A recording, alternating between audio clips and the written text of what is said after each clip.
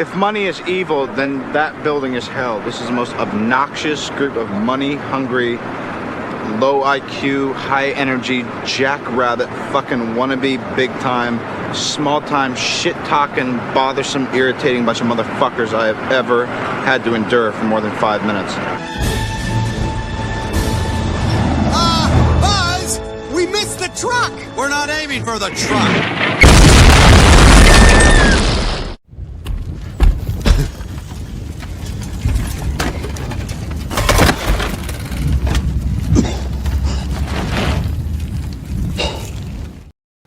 YouTube is not gonna like that.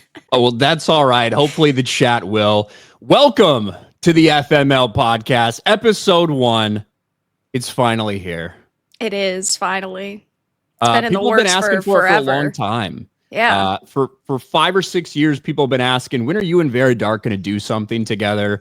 Even though I feel like we've been on a bunch of streams, neither of them on our channels. And finally, I bugged you enough to do it because we are probably two of the people on the internet that hate living the most. So it only makes sense that we do a show together eventually. And finally, you caved and gave in. I did. Well, I figured, whatever. We've known each other for how many years at this point? It's good enough. Yeah, good enough. It's basically an engagement. That's what this is. Practically. Effectively, an internet engagement. We're going to see if we can get, 10 years out of this thing. Vera signed a contract with me. We're going to do this show for 10 years. 10 years. Shit. I honestly hope I'll be dead by then, but yeah, I'm probably not going to make it. And if you die, you're released from your contract. That's how it goes. Yeah, that's good. Something to look forward to. We have to, I forget who did, maybe Hector, I think, sent a super chat yesterday because we were trying to figure out a name for this thing. Yeah, we've been worried about that for like 2 weeks now. Yeah. So you really wanted to call it the 9/11 podcast. Well, I wanted to call the first episode the 9/11 No, podcast. at first you were like, this is a really good name. I think this is what we need to go for. I don't know about that. I wasn't like focused on that being the long-term name, okay? The 9/11 podcast, I don't think it would work long-term. And we get one of those fucking community notes on every single stream. That probably wasn't going to work. I was thinking Misery Mondays, like something that would have been good too. Right. But then somebody said the FML podcast, and I was like, that is perfect because fuck my life. Yeah. We are really miserable people, so it does make sense. It does fit. About like once every week or so, one or the other will message each other and be like, hey, yeah, everything cool over there? And it's just like, no, life fucking sucks. How about you? Yeah, my life is shit as well. I'm hoping to die. 90% of our conversations. Pretty much. That and sharing DSP videos. Yo, what was with that? You started spamming me with them, and now I get recommended them like every day. My whole entire algorithm is just DSP now. You're welcome. I'm not thankful. Listen. I've get like seen 6 people, or 7 in a row now. Look, I've seen people like this in the chat. This is kind of one of the purposes of this stream. I can't wait for this podcast to be the reason to keep going in life. You guys better stick with it, even if it sucks. Maybe we can provide some inspiration. And the best way I know how to provide inspiration to people to keep on living, because I don't want to live, is to know that there are people out there that are more miserable than you. Not it might many. be us. Yeah. It might be DSP. Definitely. So watching compilations, 30, 45-minute compilations, I'm trying to go to sleep, and I turn on a DSP video where he is just finishing last place in Mario Kart World over and over and over again. It's consistent, too. It's not even just like once or twice, like one out of context clip. It's every time. I don't think I've ever seen that man win in a game. It's not what he's known for. You really want him on our podcast as the first guest. I know. I got no interest in like talking to DSP, period. Dude, we just sit here and shit talk him the whole time. Hey, I guess so. Way to make him more miserable. Pretty much. And I see, look at this. Jeremy's in the chat. D-Day Cobra. The perfect podcast doesn't exist. Well, never mind. It does now. True. That's a lot of pressure. The perfect podcast. It might be a good reason to just do one and call it quits. I mean, if we have a good show, I mean, yeah. I mean, you're not going to be able to live up to that perfect clip at the start of stream, so. that's probably a one only. You guys are probably only getting Yeah. that once. I don't think that's going to be every time. I'd like Chad to know I sent him all the material for that. That's not true. I added the Yes. Tony Oh, Stark you thing at the true. end. You added the very end. I was like debating whether to find one from like Tropic Thunder maybe, but I figured like Tony Stark like looking like he was just about to die, he'd been through hell, and like maybe looking at what have I done kind of It's thing. I thought that fitting. would work all right. Yeah. But yeah, I had never seen that Robert Downey Jr. at the World Trade Center just talking mad shit, talking about It's so good. It's such a good clip. the worst thing to ever fucking exist. And then Yeah. years Well, it was like, I think it was like 1993, and he was talking about like fucking Wall Street. I remember years ago when I first saw that clip, everyone was like, bro, why is he saying that about the World Trade Centers? It's too funny. He knew, maybe. He did. There's also like more to that clip where he's like just talking to people that work on Wall Street, and he's like, do you care about all the homeless people walking around? And some New Yorkers just like, I don't care about these fucking bums. That's what we called them 10 years ago, bums. Now we call them homeless people. My tax dollars are going to this stuff. I don't care.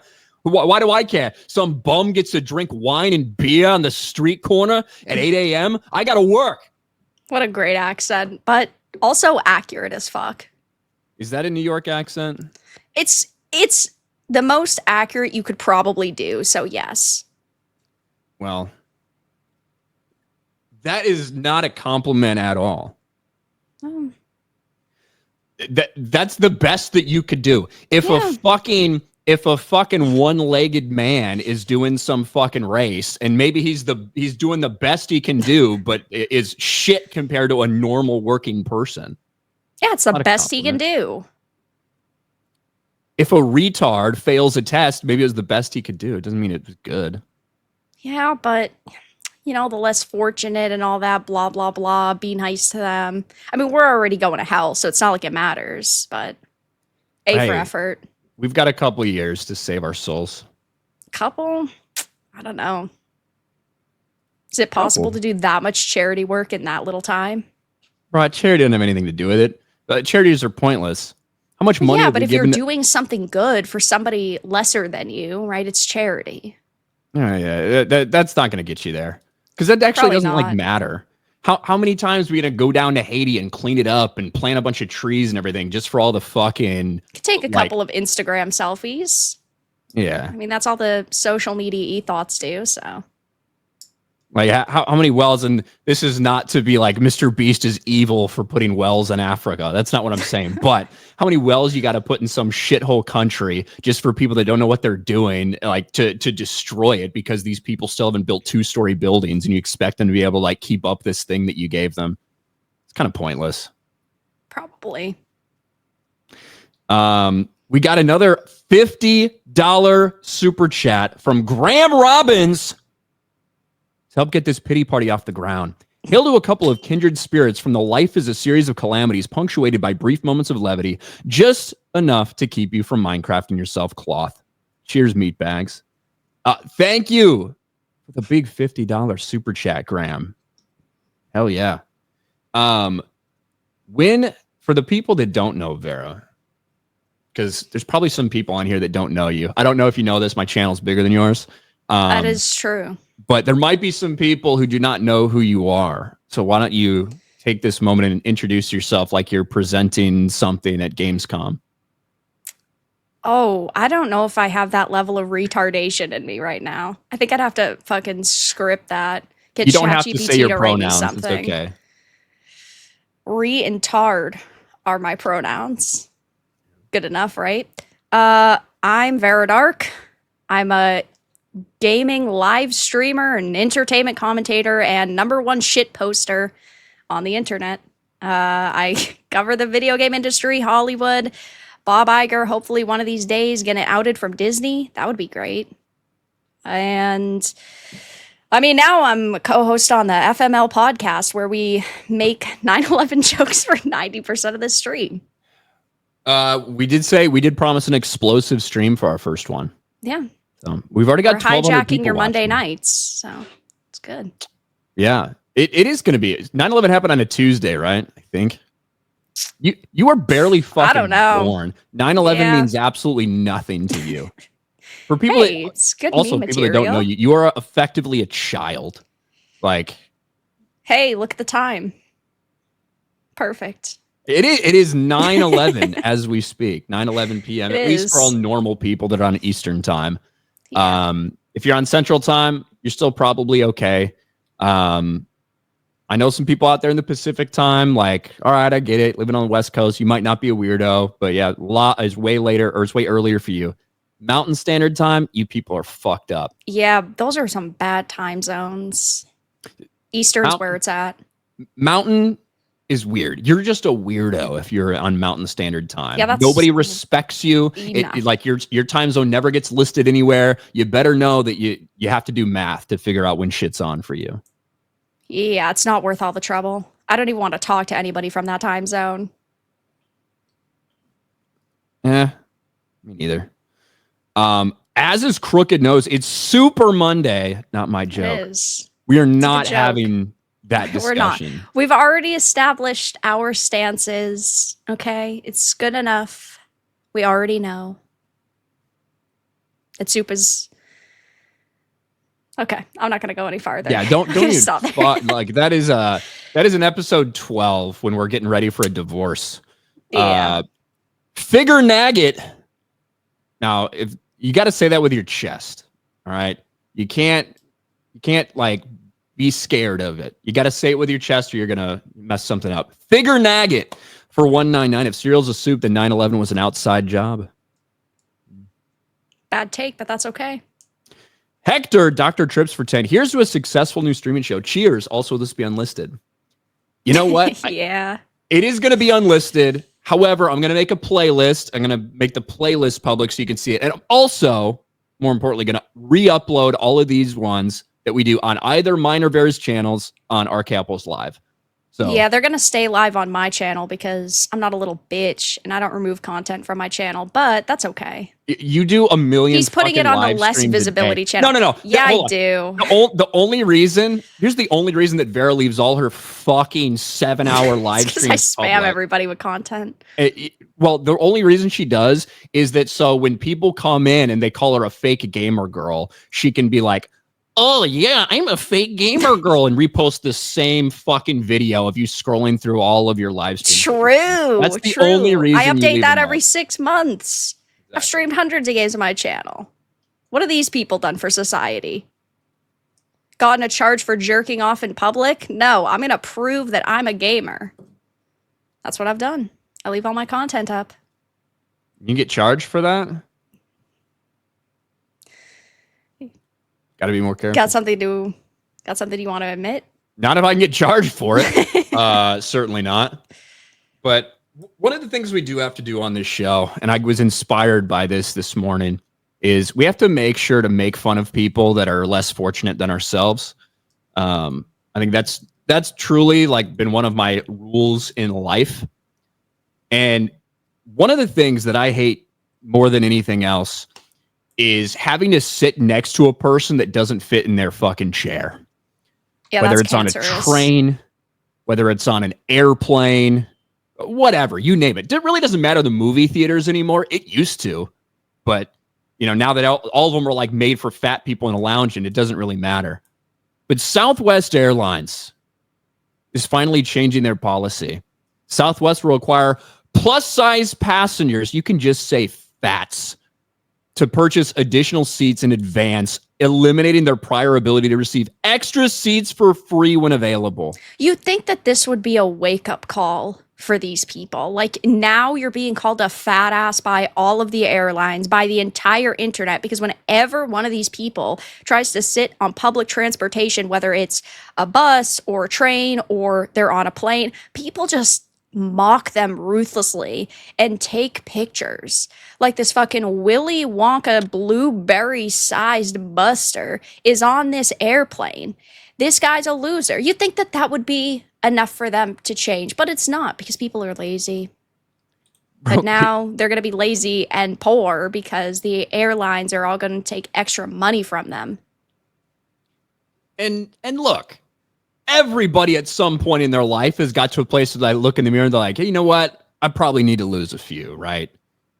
When you get to this level, imagine being this guy, right? Well, right. Just minding your own business, being a fat person, minding your own business, barely fitting in your seat. You pop up in a viral tweet about fat people gonna have to pay more. Yeah. Your coworkers looking at you sideways one day and they're like, what are you looking at? And they're just like, I'm making sure this is you in this picture. Yeah.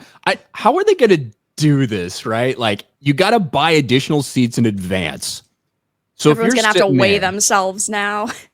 Oh, see, now if enter your weight on the ticket. Bro, there's been so much talk about internet ID and like all of these things. I tell you what, I will completely change my perspective. If people have to like divulge their official weight, like you have to step on a scale and it connects to your phone and you take a picture of yourself and they get charged more to fly on things, I'm totally for all the internet ID online on D stuff. I'm totally good with it. If this is what it leads to. I wonder if people beforehand would say, maybe I don't need to fly. Maybe they would really rethink their life choices at that point. But then they could also fucking lie about it. So that's a problem. Humans are liars. Well, I don't know about that. I don't think I've ever uttered a falsehood in my entire life. Probably not, no. The thing is, it was not that long ago. It was only a couple years ago when all of these airlines changed their policies. And the fucking craziest thing about it is the way that they phrase their plus size policies. Customers of size. So stupid. Just call them fat asses. That's what they are, and that's okay. Like, it's not like they can hide from the truth anyway. Plus size is already kind of like a soft enough term, I think. Yeah. To now be customers of size, like kind of like you can't say colored people. It has to be people of color now, right? Because there's somehow a variance and there's a difference between that. Customer of size, my God. So stupid. You know, I talked about this morning too. There should be a lot of motivation, not just because of the peer pressure and the bullying and stuff like that, which is all very good things to do. But it has to just be so much more expensive to be a fat person. Oh, God, yeah. How much is it to intake fucking 6,000 calories a day and then have to pay extra for tickets on airplanes? And then you can't, I mean, I guess it depends on how fat we're talking, but somebody of that size, they can't fit in a normal car. Bro, you gotta like buy bigger clothes. You gotta buy special clothes. Yeah. Also, there's a lot more of you. So you probably, you might not be hygienic, who knows, but you're spending more on soap and body wash than the average person is because you got so much goddamn mass. Well, they're definitely not. They only wash once a month when they're actually going outside. That'd be way too expensive. Maybe that's because they're out of money. Yeah, you mentioned cars. Even the fucking gas. You're going to pay more in gas because you weigh more than I do. Yep. Everything about I feel bad for the Uber drivers that don't realize that they're getting an absolute fucking honker of a person. Bro, Uber drivers. Shit, there goes my $3.50 tip. God damn, I got to spend double on that in the gas. Uber drivers that start refusing people of size, not just because they don't fit, but also because they don't want their shocks to survive or to not survive the trip. All that extra car maintenance. Damn, it is expensive to be fat. They probably shit a bunch more. So like toilet paper, your plumbing probably gets broken more often with the massive shits. Like, I've thought about this a lot. That it would be a wake-up call, but it's not. Maybe it's just like they're obsessed with the attention that they get from it, because now whenever they go outside, it's like, oh, I could end up on social media. Yeah, but they do have one positive. They are going to die probably before us. Probably. So I guess they're the lucky ones. Yeah, it's what it is, and it's not good. Over on Rumble, and we are dual streaming on Rumble. Ronan for $5. Finally, a show with inclusivity where women get the first say. Go ahead, Ryan. Thank you. Thank you, Ronan. Marmillin for $10.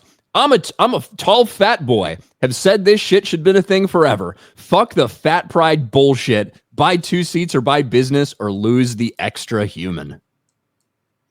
There we go. We got fats that watch the show. They respect what we're saying. Yeah. I mean, I don't hate all fats. I just hate the ones that are really fucking inconsiderate of the people around them in public places. Is that just a statement you can make about fats or any other group of people? Just fats for now. Ah, I see. Not willing to go there, even on the FML podcast. No. I don't hate all astronauts, but if astronauts or engineers or scientists happen to be, I don't know, talking really loudly, getting on their phone during my movie, shit like that, I've got a big fucking problem.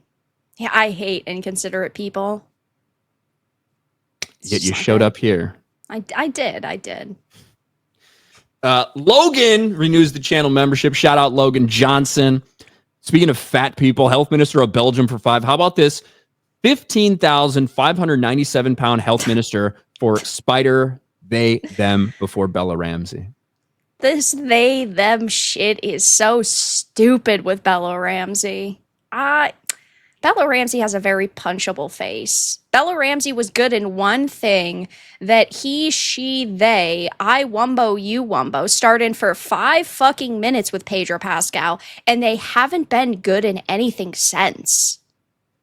Well, I think, look, you said that Bella Ramsey has a punchable face. Yes. I think she looks like she's been repeatedly punched. I think that's the problem. Yeah. And the one thing that we first probably all saw her in was Game of Thrones. Yeah. And I think that she was a perfect fit for that. Did it get a little too much when they had fucking the little Mormont girl killing the giant? Yes, that was stupid and cringe and gay. Fuck that. Still got crushed to death. But here's the thing. There are roles for her in Hollywood, right? Roles like what she had in Game of Thrones, where it kind of makes sense for people to look like that. There's a lot of fucking inbreeding and people marrying cousins and a lot of unhealthy shit going on. I vote Bella Ramsey to be the lead in the next The Hills Have Eyes movie. Exactly. Like there is stuff out there inclusivity. for her. I'm not saying she shouldn't get any jobs, but you shouldn't get any jobs where you're trying to pretend that this person doesn't look weird. Yeah. I really think that Hollywood was hoping Bella Ramsey was going to grow up and actually be half decently attractive so that they could pull the whole Ellen Page thing where they dress her down and then she'd be some ugly fucking hick and then they'd be able to like put her hair up and put a little blush on her, a little lipstick, and they'd be like she's a 10 or maybe at least an 8, but that clearly didn't work. They skipped a couple of steps on their way down the Ellen Page career path. Bro, the Ellen Elliott Page memes they're great. Like I've seen ones for Cracker Barrel lately and stuff like that. I haven't seen any. No, I haven't seen Ellen Elliott, they them's face in like 3 years probably. For the past 2 weeks, I've seen a lot of memes in my Twitter thread. You probably just see all DSP stuff. You gotta tag me. Yeah, well, yeah. I see like 7 DSP videos in a fucking row. The algorithm, you sent me one video, and now the algorithm thinks I'm obsessed with these videos. And the worst part is I sit and watch them. That's the worst part. That's why the algorithm fucks me over now. Do you know why it happened? It's because the first one I sent you watched the entire fucking thing. I did. It was like YouTube's a 10-minute video or something. And YouTube's like, wow, she really likes this. Let me give her more. Yeah, that's a problem. That's how it works. Jester Feathers says, I'd tell you guys Bella Ramsey has autism and has never gone after folks for the pronoun thing, but you assholes wouldn't care. No, I wouldn't. You want? I made a tweet about Bella Ramsey's autism, actually. Jester Feathers, I can. I'll pull that up for you. See, this is like me with my YouTube channel. You get one guide, and then you have to go through the fucking 10-minute video scrolling through all the other live streams. You're doing it now. You're making fun of me for it at the beginning of the stream. Well, no, it's relevant. That's why. It's relevant. It's not like it's not relevant. Oh, it is. It is. Because I specifically addressed Bella Ramsey. This is it. I found it. Let me pop this shit up here. Because this wasn't that long ago. March 20th, 2025. Bella Ramsey got diagnosed with autism after the Last of Us crew member noticed the signs. This crew member was like, shit, this person's fucking stupid. Do you have something wrong with you? Hey, they're calling themselves they, them. We should probably get this checked out before we have a lawsuit on our hands. They look like something's a little bit strange. That's weird. I already reacted to this. Oh, sure. A crew member says it and they're a hero. I've been saying she looks a little retarded for years and I get called toxic, shaking my head. So it has already been addressed. Jester Feathers. Oh. It's already been addressed. We're cutting out. Oh, yeah. I am? I'm cutting out? You're cutting out, maybe. I don't know. Nothing's wrong with me. I don't know. Hold on. You look frozen to me. It doesn't look frozen on my end. Wow. Here, let me see if I can fix it. I'm abandoning you already. Man, this podcast is stupid. That's all it took was for me to make a Bella Ramsey joke. And it was too much. Don't make fun of Bella Ramsey like that. Exactly. Hold on 2 seconds. That's all right. Oh my God. It's just me. Well, that was nice. I had 27 minutes where I had someone to share my misery with, and now it's over. Guess I should be thankful that I even had that much. Oh, she's back. Is it fixed now? It is fixed. Unfortunately. Yeah. Thought I was going to get an easy night off. 27 minutes, good enough. Yeah, it was like all she was contractually obligated to do. Yeah. Disappear. It was going to be the 9/11 podcast, so. Well, it still can be. Yeah, I was going on. I was like miserable because I had someone to share my misery with for a little bit, and then you left. It was truly a fuck my life moment. You know. Yep. Truly a fuck my life moment. Where the fuck is this at? Cole Hauser, what's up, my riggas? Praise Allah on the new show. Thank you, Cole Hauser. I appreciate it, man. Ryan, name your top 3 overweight female actresses. Vera, who's your top 3 FNT creators? I don't play favorites. That's the PR. That's a PR answer. Wow, that's fucking stupid. Top 3 overweight female actresses. I don't know if I like any of them. What was that one bitch? Are we talking like, I don't know, 10 pounds overweight? Or are we talking like fucking 400 pounders? We're talking fat. No.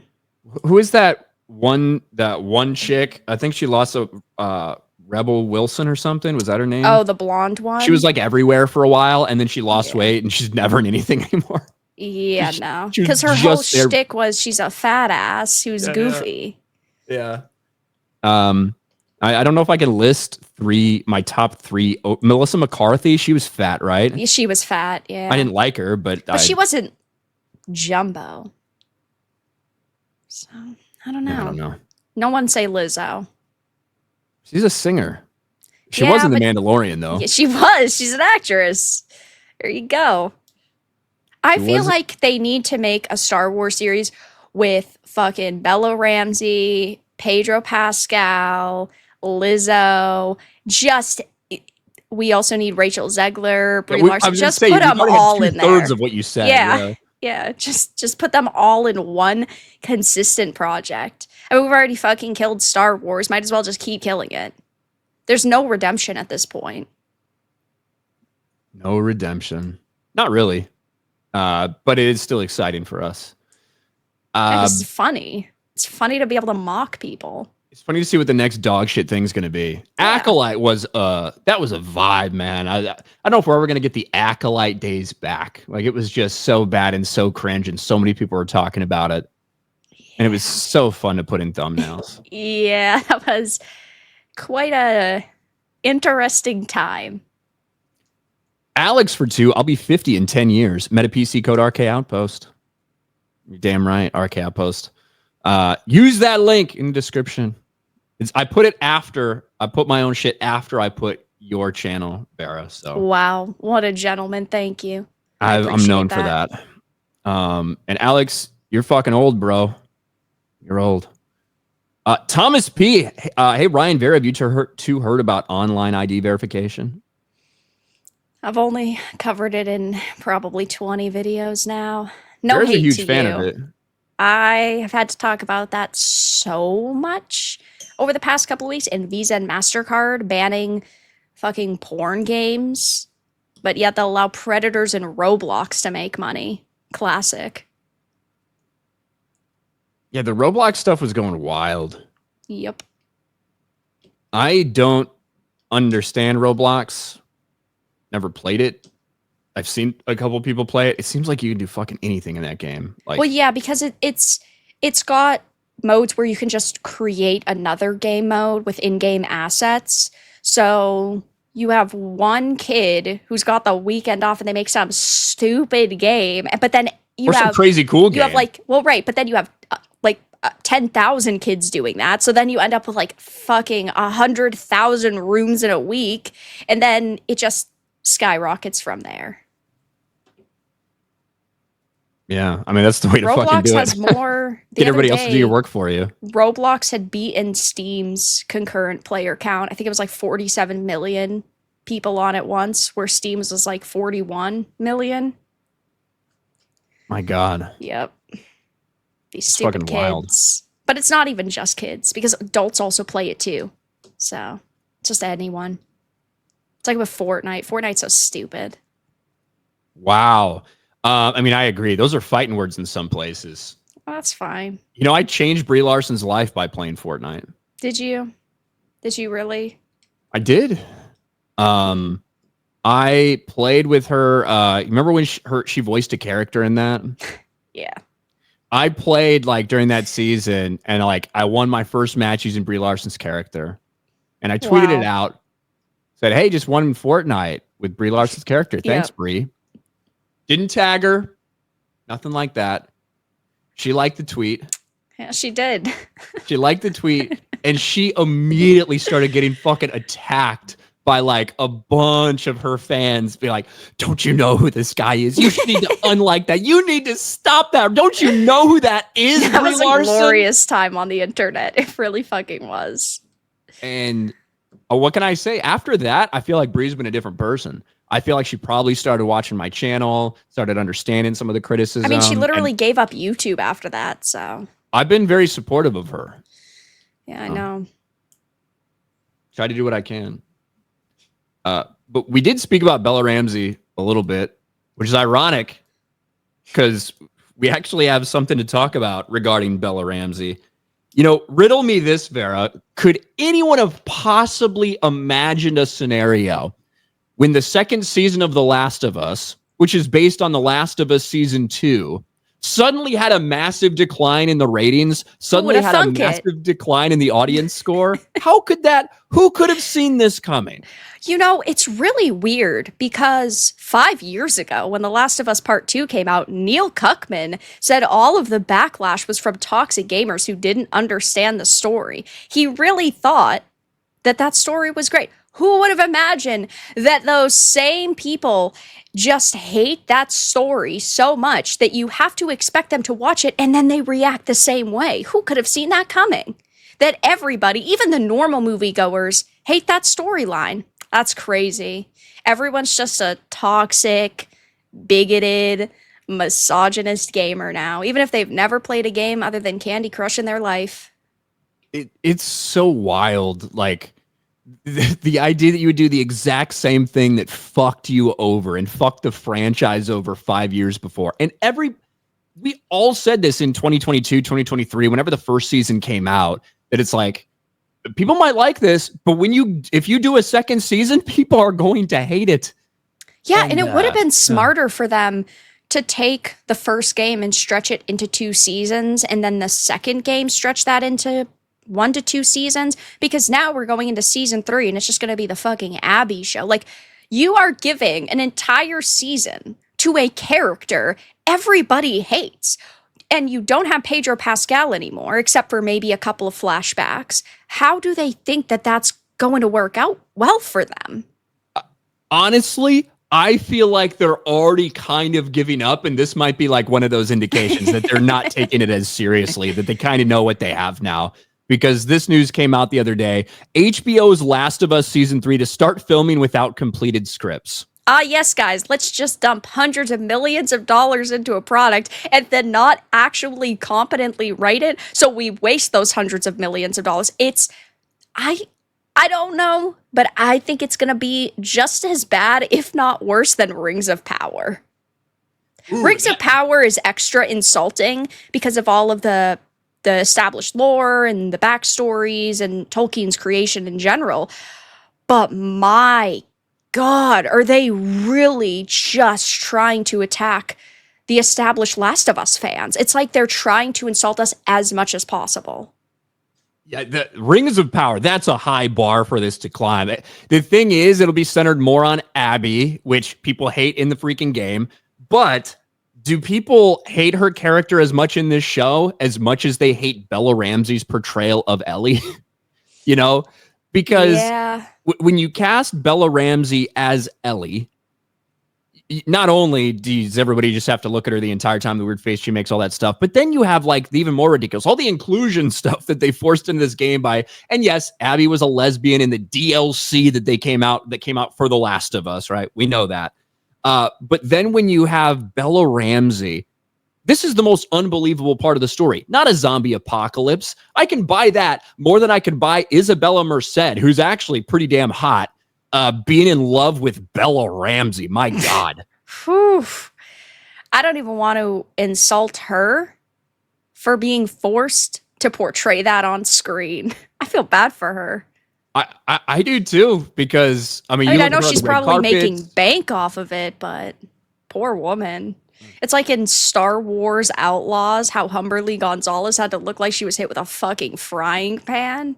I feel bad for her because she's pretty. You see her on like her Instagram or like little videos or whatever. You're like, yeah, this is who we want in video games. Look like that? Yeah, they take pretty actresses. And I'm not saying that any of these actresses are absolute bombshells, but they take really pretty actresses and then they make them as ugly as physically possible.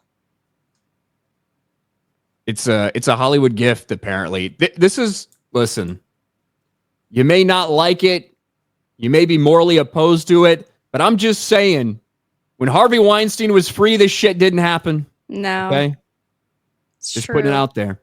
But here's basically the report. HBO's moving forward on The Last of Us Season 3, a season centered around Abby, one of the most deeply unpopular characters in modern gaming, by beginning production before all scripts are finished.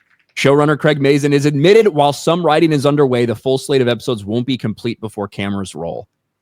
I don't care what you're filming, even something that you are obviously adapting, right? So you do have the core story and what you're doing. That is a bad idea to start filming stuff before you have the entire thing fleshed out, because you never know when you get to episode 7 or something and you decide that this is going to work better and you have to go back and it fucks up all the shit you've already done. I think that's a really stupid because decision. They also don't film things consistently. Like they film the entirety of episode 1 and then episode 2 and then episode 3. Sometimes they'll film 5 different scenes from 5 different episodes at once. So how does that even make sense? Yeah, you're right. Because it's like, hey, we have these 2 actors. Let's get them. These 4 weeks are going to be like their scenes in these specific places with this stuff. You schedule that all and plan it all out, and people have got schedules. And now you are writing yourself potentially into a corner and forced to accept something that maybe shouldn't be written because of these ramifications. And that to me is an indication that after that failure of season 2, that they're like, yeah, this is probably not going to be the hit anymore that we thought it could be. And we're just going to push it out. I truly believe that they thought things were going to be different this time around. I genuinely feel like Neil Cuckman convinced these producers and these directors and these writers, like, hey, we know that gamers didn't react positively to a character like Abby. So what we're going to do is we're convinced that we are able to write her in a more positive light going forward, and gamers will change their minds and moviegoers will change their minds, which of course, is a very, very stupid decision to make, but it's like Neil convinced them that the perception was going to change after a long time. Yeah, and there are some mentally ill individuals online who love Abby from the game, and they're like, oh my gosh, if you really pay attention to this writing, her story's so complex, but all 5 of them, can't keep a show afloat. Yeah, and I mean, we went through that 5 years ago with the game, and certainly it did feel like a kind of a Last Jedi moment. That's for sure. It felt like a Last Jedi moment, right? Where you have a lot of people out there highly critical, but you do have this like core group of people that are super in defense of it. You know what I mean? Yeah. And that number kind of goes down as the years go on. But in retrospect, it was an absolute disaster for them when they did it in the game, and then shockingly in the show as well. And now they're doing it again with Intergalactic, the Heretic Prophet. Naughty Dog's like, we milked this one terrible actress to death. Now it's time to put another on the screen and make everyone hate this character too. Tati Gabrielle. Yeah. And like, I will say this, unlike some of the voice actors and actresses and stuff like that were involved in Last of Us 2, we didn't see a ton of stuff from them that was like kind of stupid, right? Right. We've seen a lot already from Tati Gabrielle. Fuck gamers. You're going to buy it anyway, and you're going to love it. Incel tears. Ooh, the incel tears post. Whew. These actresses really need some PR training. Disney was good about it with Rachel Zegler like 3 months before release. But doesn't erase the other 2 fucking years.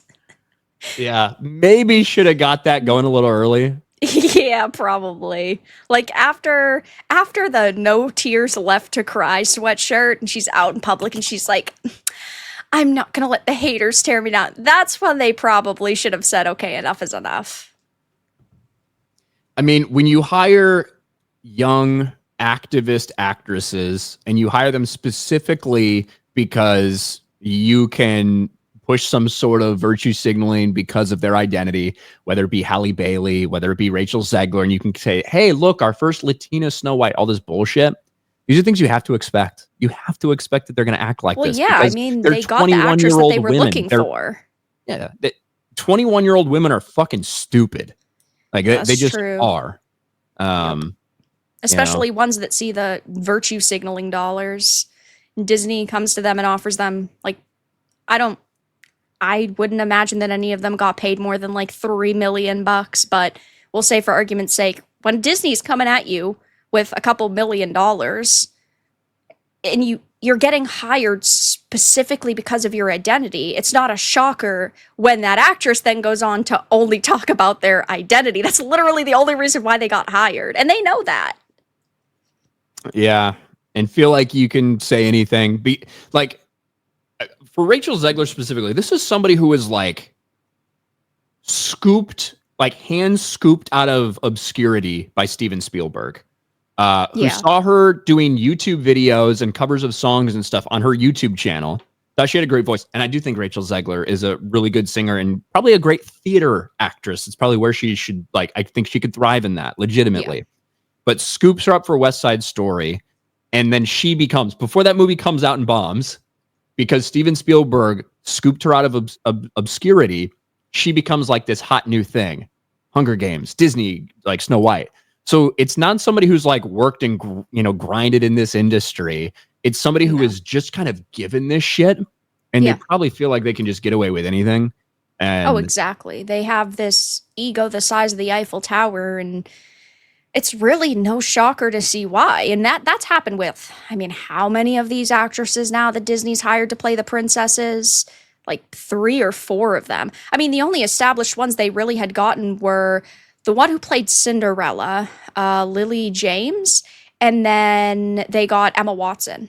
All the others were nobodies or very new to the industry, and they were just given this golden opportunity. That's true. Yeah. Lexicon Hellhound, It's a Gundam makes you two look cheery. I love when It's a Gundam comes on FNT. He inspired, well, one, because it's funny to listen to somebody who sounds like they're going to kill themselves all the time. It's great. But also he inspires me to like go further. Yeah. Right? If he makes a joke, I know he's like doing it to like egg me on to making a different joke. Yeah. So probably dangerous. Stunning and brave. Brian Doyle, Misery Loves Company. I found my people. True. Can you like, I'm glad you're here, Vera, because you have red hair. Because you're fucking lonely all the time. I really am, to be honest. But you have red hair, famously. Yep. People try to say that I'm a redhead, and I don't understand this. How could you look at I saw people looking at the fucking thumbnail for this stream and saying, wow, we've got 2 redheads. In what universe is this red hair? Yeah, I don't see it, but And you're the expert, right? I don't even know how they would get that. But I mean, you do seem pretty soulless, so I guess it does make sense. That might be like what's like pushing people. Now, if I'm outside a lot and stuff like that, I can get like a tinge of like auburn-ish, like a little bit sometimes, but my hair is brown, people. Yeah. It's brown. I'd agree with that. Trust me, I don't really care that it's brown. I'm not a huge fan of brown in really any form. But fascinating. Care to elaborate any more on that? I mean, people. Yeah. Mark of Reality, member for 11 months. You could be more miserable. You could be born a smoking hot, gorgeous woman, but in a Muslim country in a burqa. Yeah, it's true. I guess, what would that feel like? Would you even really like know what you've got, or were like, since you were like taken as a child wife slave at like 9 years old, do you even? I mean, really if you're know? born there, it's really probably not that big of a deal. But like, if you took any average Western woman and then stuck her there, it'd probably be like a Saw movie. Probably. Atreus for 10. How you gonna lynch yourself before me, fool? Well, I mean, I do have a Google search history on how to tie a noose. I was planning on use it for myself, but apparently, it's not just going to be YouTube requiring age ID. It's for your whole Google account. So now if you start Googling shit and you're logged out, it's going to be like, hey, can you confirm who you are? Because you're Googling some weird shit. So they definitely want to monitor what you're Googling. Just be careful.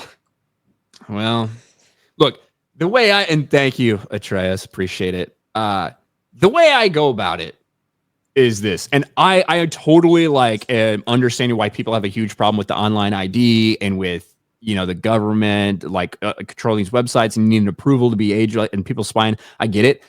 I operate under the assumption that they already know everything anyway.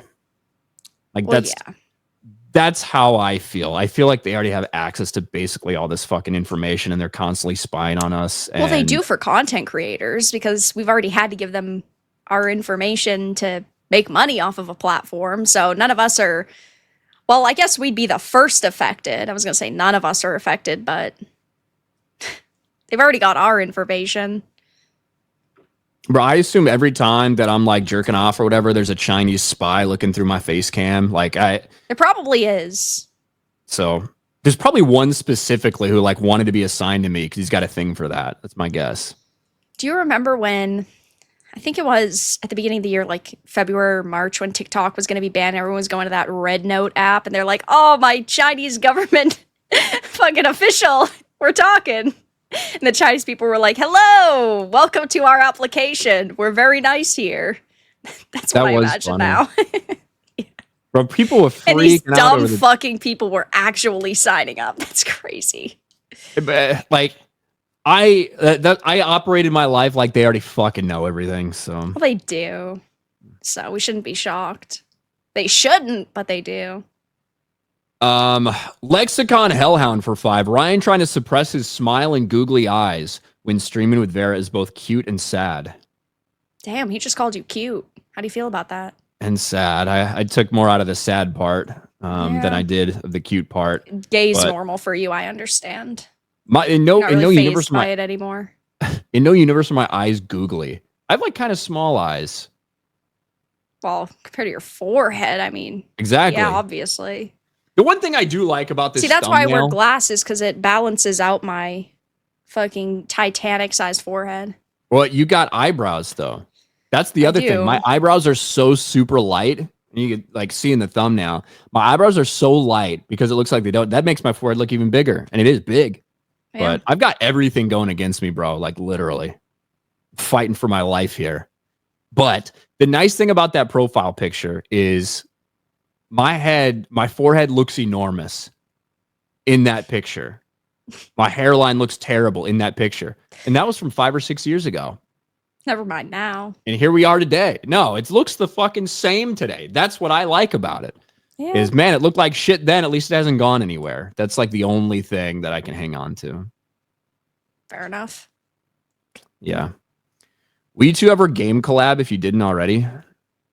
You play games? Shit. First time I'm hearing about it. I very rarely. Is there play co-op games. in Last of Us 2? I truly feel like that would be such a circle moment 5 years ago. Play through Last of Us 2? Yeah, I have to watch the fucking Joel in one and Abby getting smashed. I think I made a vow to never play it though. Well, things change. Times change. That I've broken vows before, so maybe I could. But maybe we could do something. To be honest, You're gonna play Battlefield 6 though, right? I'll have to. I didn't play the beta because I'm not a huge fan of betas. Like, Because you are one. But I mean, it was a good. if I was early one, I'd be a access huge period. fan of them. It's fun. I just don't. I don't know. With these games like Call of Duty and then you got like Fortnite and Battlefield, they don't survive. The reason I don't really like to play betas very much is oftentimes they're just so wonky. You end up having to wait forever. It's a beta, so it is what it is, and it takes you forever to get in a lobby. There's like a wait. I don't fucking have time for that shit. Well, I feel like that's primarily alphas now because betas are basically just the way that companies are getting you to pre-order the more expensive edition of a game so you can access the betas. Now it's like, oh, we could have released our game now, but shit, we're going to wait a couple months and see if we can get extra pre-orders. Speaking of Battlefield, it's a pretty good transition to one of the next things we were going to talk about. Because I've got a gaming expert on here. That's me. Don't worry. I don't play video games. What was the last game you played? Madden 26. Yeah, that's really bad. I have That's always as bad as been Candy Crush. I have always been very upfront. I buy Madden and NBA 2K like every other year. I used to buy the WWE games. I don't do that. I used to. Because WWE used to be at least half decent. Bro, I had some great WWE 2K14, 2K13 battles, maybe. When it was probably 2K11. Now that I think about the time frame. God, no, I don't know. When I was in the military and we were like we had duty overnight, whatever it would be, and we had nothing to fucking do. We were going down to one of the rooms that we had. We had PlayStations all set up and shit. And we were doing hardcore WWE battles. We had title matches. We had belts that like you would win and that shit would be yours for a while until someone came and took it from you. You'd be wearing it around the ship and everything. We had hardcore battles. That sounds pretty cool. It was a lot of fun, honestly. But yeah, nothing like hitting a Randy Orton RKO. But anyway, enough talk about sports games. Let's talk about Call of Duty. Let's talk about shooting people. Let's talk about shooting people in the face. I think it might improve the look of this one here. Oof. God, she just looks like a fucking, I don't know, demented Oreo or something. It really bothers me when this is the best we get to see of a woman in a video game. Like, I feel like we need to stop portraying women in games at this point. Like, sure, maybe occasionally we still get like the Juliets from Lollipop Chainsaw or the Bayonettas or the Cortanas who actually look decent, but then we have to deal with this 80% of the time. It's just not worth it. And you know what the crazy part is? when we find out who is like motion capturing this person, there's going to be a picture of them and they're going to be super fucking hot. Yeah, like, they're going to be pretty attractive. Well, I don't know. One of these times they're not going to be attractive, but there's a chance it's a trans woman. Who knows? But what we often see is you see the person that's motion capturing. You're like, holy shit, they look really good. What did they do to your face? And then they'll be like, well, you know, despite the fact that we're spending $1 billion on the production of this thing and technology has advanced so far, somehow along the line, we started losing the ability to translate female faces when we do this. Only the dudes look really good motion captured. The women just all look fucking horrible, which is such a cope. There's no way that that's true. No, I personally subscribe to the theory that it's all intentional because these female developers who have co-opted the industry are a little bit self-conscious. So they feel like because I have to look in the mirror every day and see my ugly face, you have to look in your, in this case, $80 game and also see our ugly faces. That's true representation. It's so absurd to have depictions of women like this, and then these people have the gall to go on social media and say this is true inclusivity. This is not a good image for women in this industry. We need to see attractive females in games again.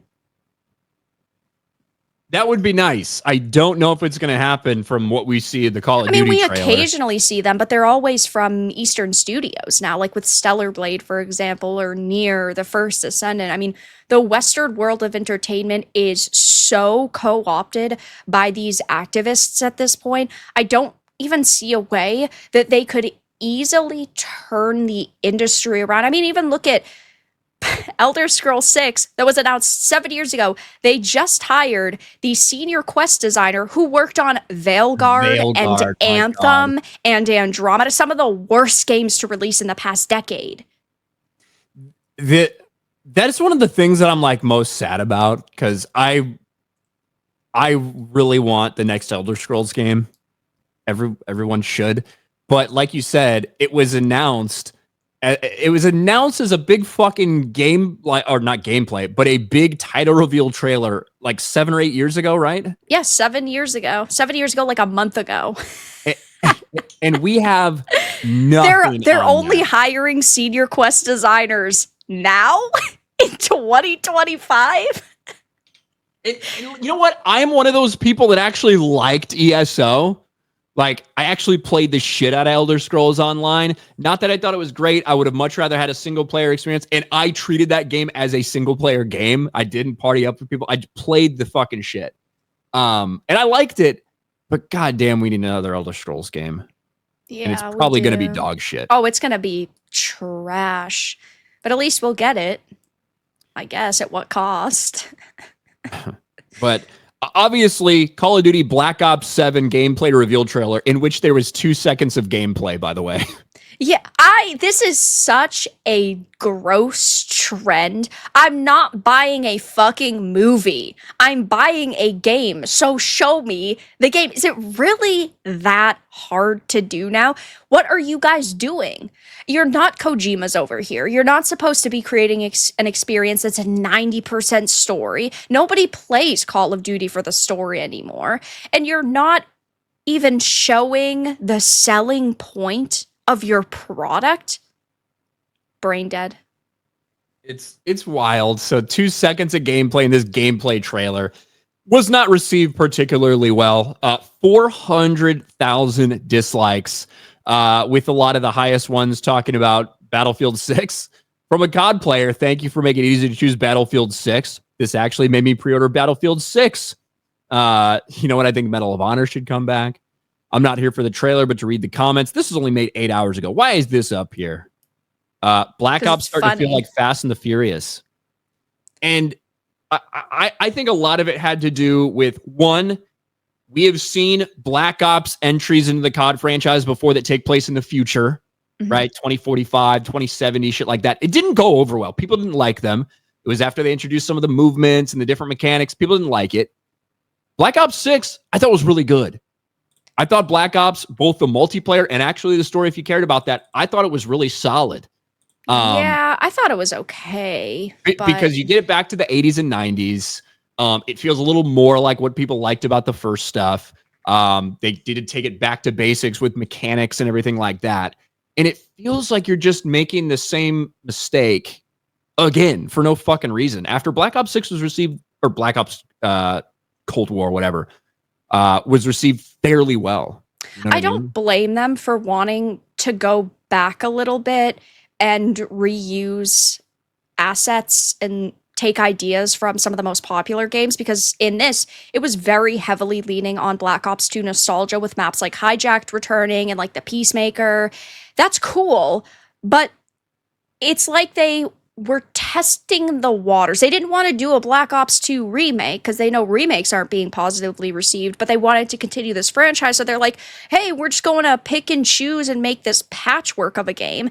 And none of these titles now, I don't feel Black Ops 6 or even Black Ops 7 really looks like it has a consistent theme all the way through. And that's my major problem with Black Ops now. Either take the step back and do a continuation or like a remake, or keep going forward and stop nostalgia baiting people. Because we just know that with Black Ops 7, there's going to be fucking 32 different variations of Nuketown. That's all they're going to do. They're going to be like, yes, guys, buy our $5.99 DLC pack. Here's Nuketown fucking 78. And we love Nuketown. We do. You're going to play it, aren't you? Keep moving forward. Oh, yeah, I'm going to play it. But keep this franchise moving forward. But after this, and look, it doesn't matter how poorly this trailer is received. It's going to sell millions and millions and millions and millions of copies. Damn, there's 427 people in Black Ops 1 on PC right now. Shit, I know what we're streaming soon. That's a good multiplayer game. Black Ops 1? Just going and killing people in multiplayer? Hell yeah. Black Ops 2 is good. Yeah, Black Ops 2 is good. Both of them are good. But obviously, it's going to sell a lot. But like we've seen before from this franchise, it can still be disappointing, can't live up to their expectations, could be considered a failure for them. And already we're starting to see a little bit of a trend.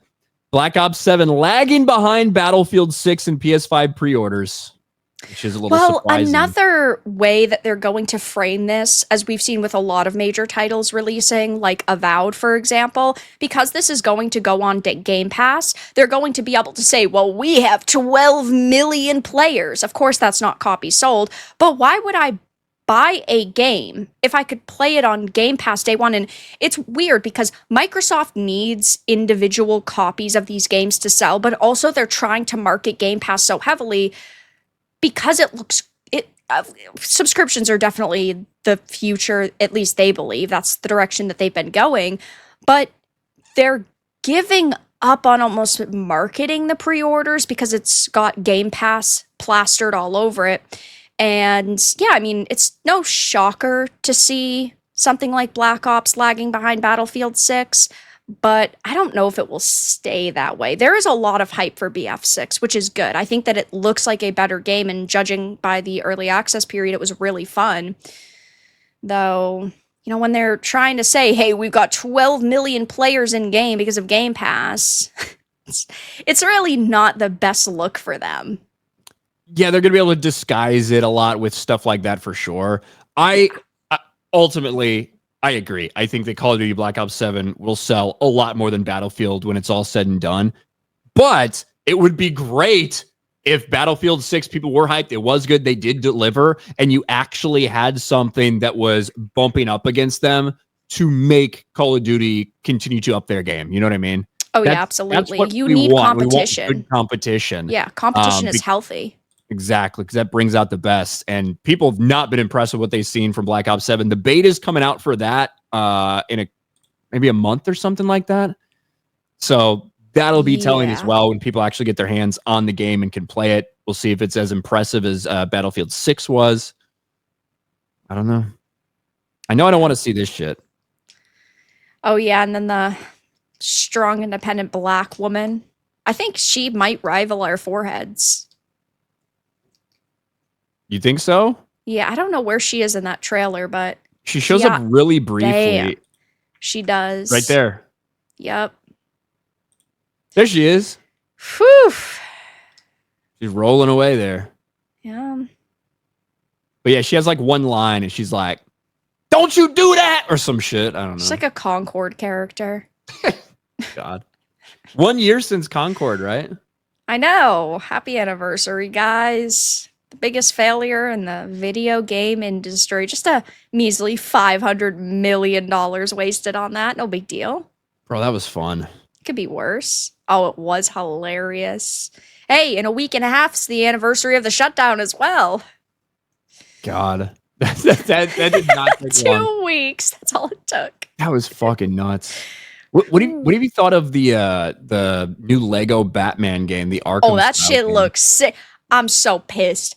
We're gonna have to do the fucking Riddler trophies again. I'm not interested. And I'm legally obligated to do them. They're so annoying. It's gonna be so But cancerous. The game, look, the Lego Batman games clearly are not made for people of my age. But though I have enjoyed like the ones that I played for what they are, that actually looks fun. Like it My legit only looks fun. major criticism is the fact that they're not called henchmen. They're called person. the person. Bro, I want to know who that. I wish they call them henchmen and henchwomen, so I'd kill the women first. That's what I would do. It's technically the first Arkham game where you can run citizens over. Probably because they'll fall into Lego piles and then they'll turn into rebuild Legos, themselves. I Innovation, guys. Bro, they turn into. They might turn into studs that you have to collect or whatever. I saw people just mowing people down with that shit. Yeah, that's Which, great. that is one of the things with the Batman Arkham games. Yeah, I got it. Batman doesn't kill, even though some of the He finishes- fucking kills. Like, When you're kicking a dude in the face with your steel-toed boots and you're kicking him off a 500-foot roof and you've got him pinned up on the clock tower and then you drop him, you're trying to convince me he's not dead? That's a lie. Or like when you've got the detective mode on and like you're seeing like the fucking X-ray shit. And you're Yeah. like doing a finishing move and this guy's spine is like cracking in half. You're not He's like, convincing me he's he's fine. alive. Alfred, take another one to the hospital. Like, but the thing is, when you have the Batmobile and you're like running 100 miles an hour into civilians, and it just They're they give them a little fine. They'll walk electrical it shock, off. They're perfectly fine, no problem. Whatever. It's going to be so much chaos in that new Batman Lego game. It's going to be great. It does legitimately look fun. It's the largest Arkham game, too. Damn. Hey, at least the last Arkham game we got wasn't technically Kill the Justice League. Because that was awful. Man. Well, I guess Shadows came out, and Shadows is apparently really good. I'm going to buy VR for that soon, just so I can play that game. But I've heard that's really fun. I never played Suicide Squad Kill the Justice League. I lived vicariously through the cringe of everyone else playing it. No interest. It was a game, that's for sure. It's on sale for like $2 now, right? I mean, yeah, after they've tried to give it away for free. They can't give it away for free forever. It's like I thought that was $2 for Veilguard. standard. Well, Veilguard too. All these games have gone for free because they're piles of trash. I still believe that if they had continued their original plan in Kill the Justice League to have the 5th DLC character be Batman, I still think it would have brought people in. The problem is the way that they presented it, that they wanted to do it live service, like all of that stuff, because like when all of this came out, a lot of that was my guess, right? It was that there's going to be some way that this stuff doesn't happen. Right. You know, they're Haha, it was a trick, guys. We gotcha. Exactly. But you can't do that and then be like, hey, don't worry, 2 years down the line after you've played multiple DLCs, we're going to reveal that we didn't actually just disrespect Batman this way. Like, he's like, Haha, but JK. you did. So Yeah. it's fucked. Yeah, and then they end the game off with a little 2D, basically picture, right? Where it's Batman punching his way through a crowd. It's like, yeah, you really think this is what your audience wants now? You guys didn't even have the budget to do a full cutscene? That was like their thing, like how we told you, you guys were overreacting. Like that's why they had to put that out, you know? Yeah. I think. Greedy Graffiti for 5. Honored to be here for the inaugural episode. I hope Vera's long-term contract is actually put to use, unlike Kumail Nanjiani's worthless contract. 6 movies? Well, I guess it was probably going to be like 2 Eternals movies and then showing up in 2 other shows or 2 other little cameos for 5 seconds. Yeah, it's probably. The Pedro Pascal special. Dude's annoying as shit. He's unfunny and cringe, and I'm glad that he isn't working with Marvel anymore. I hate to say this. I know, this is a hot take. Compared to all the other Marvel slop we've been getting, I don't think Eternals was that bad. I hate to be that person. I don't think that it's as bad as, like, the Marvels. It would have been a better show if they had made it like 10 or 12 episodes and then established each character a little bit better. The problem was there was no fucking point. Well, right, there wasn't. And the reason that it was such like a bland movie that felt like it was directionless was because the direction they had was, hey, we have this superhero team that nobody really cares about that much, so we can really easily just race swap and gender swap and sexuality swap a bunch of them. So let's use them so no one can get upset about that. And that's who they used. That's who they cast. That was the goal of the fucking movie. Yeah. So you do things like the freaking like the hand that's coming out of the fucking ocean that didn't get addressed for 5 years. You do things like introduce Jon Snow's character, and that's just totally a drop plot line now. You know? Yeah. Well, it's the same thing like with Emilia Clarke's character. They brought her in for one fucking cameo. And then she's gone forever. I honestly kind of feel bad for these Game of Thrones actors. Happened with Sophie Turner as Phoenix. Yeah. It happened with Maisie Williams in the new gay New Mutants. Yeah. Then you have Kit Harington as 5-minute cameo in the Eternals. Emilia Clarke's 5-minute cameo. Well, Emilia Clarke was a big part of the show, but only 5 minutes. Where she mattered. Of like, she's the most powerful person in the fucking universe. Every 5 minutes, they're changing who the most powerful character in the universe is. Bro, that meme with her with the with Drax's arm. Yep. Yeah. I cannot believe Secret Invasion was a thing. But yeah, like compared to some of that stuff like She-Hulk and Secret Invasion, yeah, Eternals isn't as bad as that. They need to create 2 ongoing MCUs, one with the good characters, and then one with the absolute fucking dog shit memery characters. Everyone gets their contract. You either get to watch the legitimate timeline or the troll timeline, and Disney gets to lose billions. It's a win-win. They used to have something like that. It was called Agents of S.H.I.E.L.D. Well, yeah, that's true. That's true. It literally did that. Like, and so Agents of S.H.I.E.L.D. And there were moments of Agents of S.H.I.E.L.D. that I liked, you know, when it was running. But it was, and is now, because everything's part of MCU canon, because anything and whatever. But at that time, although it reacted to things that was happening in the movies in the MCU, it wasn't a part of it. Right. So you had a bunch of random fucking characters and like different things that would show up there that weren't actually really being introduced in the MCU in any meaningful way at all. Yeah. But you saying they needed Arrowverse for the MCU? The Arrowverse started off strong. I've been rewatching Arrow and Flash. The first probably 3 or 4 seasons of Arrow and Flash were both good. Maybe the later seasons not so much, but they were fun. They weren't the highest quality, but I feel that way about Gotham too.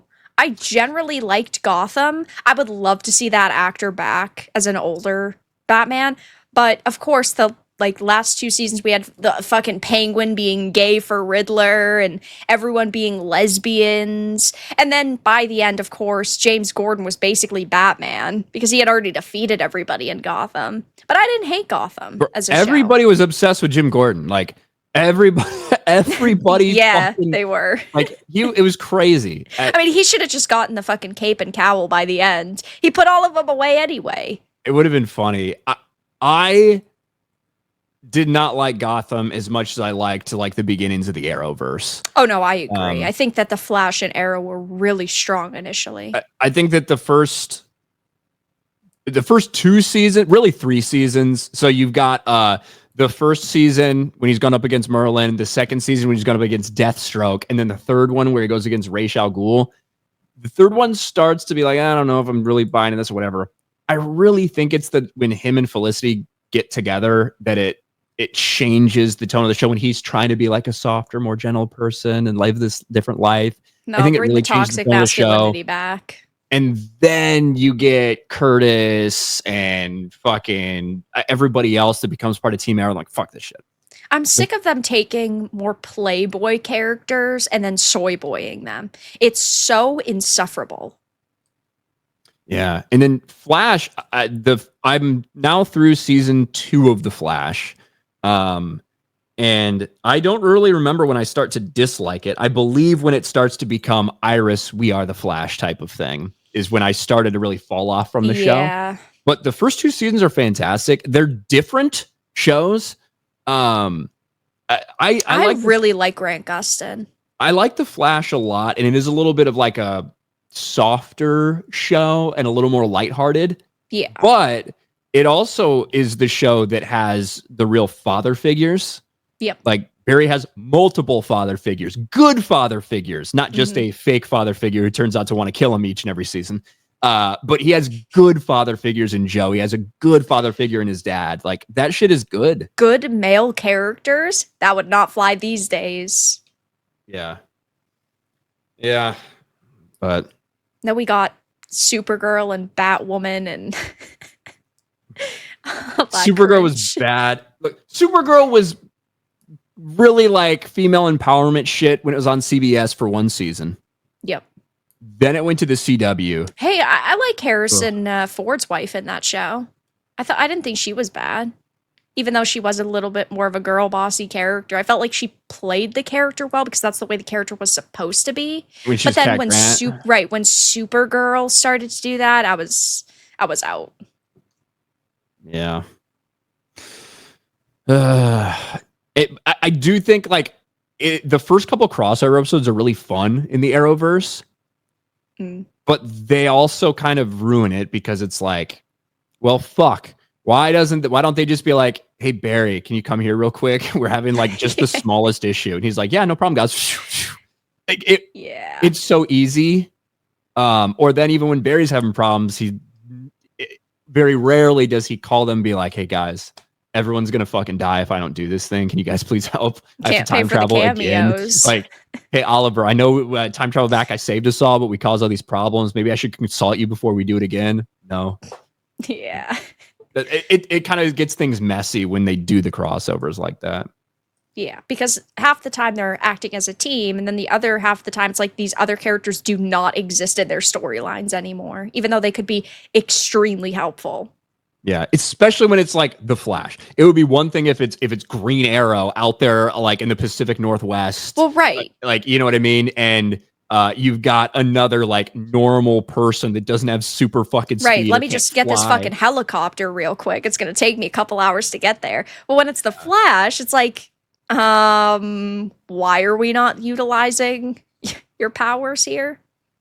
Exactly. Jackson Cagle for 5. This is the best Monday. I mean, we're hijacking every Monday now. Yeah, Monday is our fucking night. Yeah. Fuck all the other shows. You're watching Fuck My Life podcast on Mondays. Yeah. It's and not just this Monday. Just like everything in our lives, Vera, the Arrowverse was kind of fucking cool. And then it wasn't. And then it sucked. Yep. And then it was trash. Then it was fucking one of the worst things ever created. I can't believe how quickly that downfall truly was, though. It wasn't, I don't feel like a long stretch of time over like, oh, these 3 seasons were great. These other 3 seasons were mid. Then the rest was terrible. It went from being great to being absolutely fucking dog shit overnight. But that happened with House of the Dragon as well. It started off pretty good, and then season 2 was wild. This is what I maintain about season 2. Like, the finale felt like the 8th episode of a season. Because it was. Yeah. So, House of the Dragon they were filming during the writer's strike, basically. Or they started production during the writer's strike. And Warner Brothers comes back and they're like, hey, it's been really expensive. Like, we're only going to give you guys enough money for 8 episodes. We think you guys can get by with 8 episodes.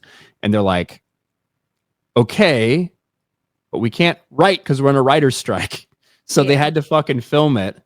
And you're supposed to have a big battle in episode 9, right? Because that's the whole point, right? At the end of season 1, you feel like war's about to start. Well, it's like you have Rhaenyra finding out her son's dead, and then she turns to the camera and she looks like she's going to blow up the fucking world. And then she goes on like this fucking pilgrimage, and she's out for 6 months having her meltdown. But then when she gets back, she's not even being brutal. She's not acting the way you would have expected given that season 1 finale. Like, that season 1 finale was really powerful. And then they're just like, yup, we're gonna have this big actor Matt Smith go and fucking decorate like he's in the goddamn Sims and talk to his retard ghost wife. Then we're gonna have her going off fucking fishing. I love the Damon shit in that one. That's such a stupid plot line. It was great. I love the Damon stuff. How? How Was it good? How did I like? He was Damon decorating a castle, and he like maybe twice threatened people. He's like, "Yeah, I'm gonna kill you if you don't help me."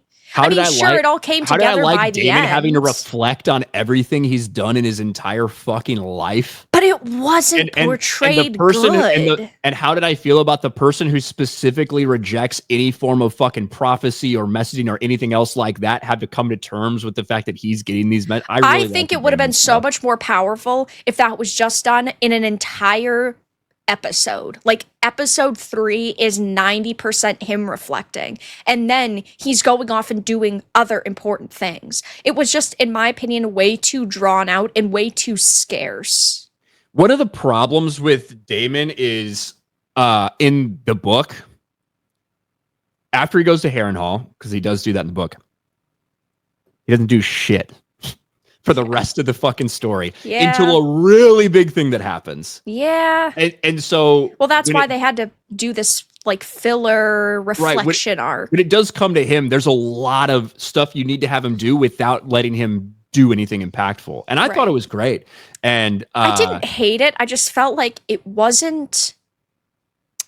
I don't know. I just felt like it was almost hollow. Like, they could have just done more during those scenes instead of him, like, walking down a hallway and looking around and looking out the window being like, oh man, I'm a bad person.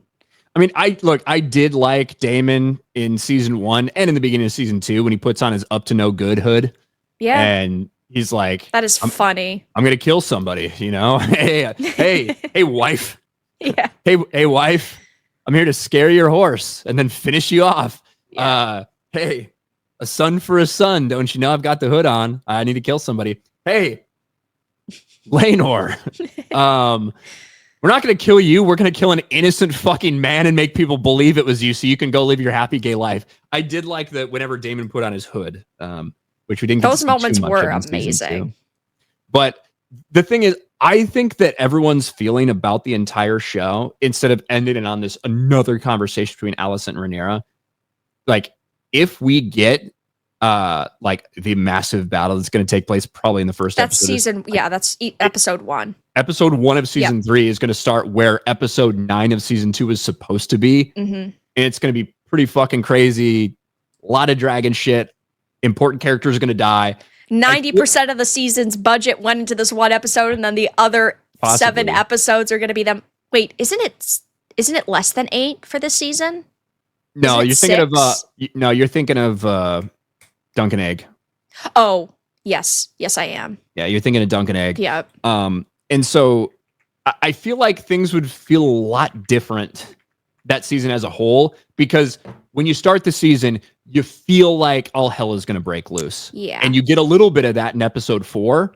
If we had got the culmination of that in episode 9, and then you have a traditional Game of Thrones kind of cool down but set up episode in 10, the finale, I think we feel way different about the season in general. Probably, but it felt incomplete. It did. And I hate the queer baiting story arc between Rhaenyra and Alicent. I feel like they've gone too far with it at this point. Like, I know there were a lot of mentally ill people who in season 1 were like, oh my gosh, they're going to turn into gay lovers. And then they started really hinting at that in season 2. And I just think it's... And then you have the Missaria kiss. That was it goes stupid. too far. Like I could make any look fucking past sense. I could look past maybe a little bit of like awkward flirting, but then you just have Rhaenyra randomly kissing people, dreaming about these other women. It's too much. And then, of course, because they aged all the characters up, well, they aged Rhaenyra up and they aged Alicent down. It made no sense compared to the book, because in the book, Alicent was like a 30-year-old bitch to this 9-year-old little girl. Right. So their dynamics completely changed. Yeah, they did. The one thing, I mean, I liked in season 1 the idea of, it's not from the book, but the idea of making them closer so that they do have a friendship. I can understand that, but then turning that into a gay storyline. And now people desperately like want them to have fucked or whatever. Now, in the book, Rhaenyra and Daemon and Laenor's sister. Laena. Yeah. They do fuck. They like yeah, they do. They do. You know what I mean? So it's not like, which is wild in and of itself, but so it's not like crazy that Rhaenyra is interested in a sexual relationship with a woman that's in the book and shit. Yeah. But with Alicent, it doesn't make any fucking sense. And they haven't really confirmed it at all. It's just like people putting so much on it. And I think a lot of the way that the actors act.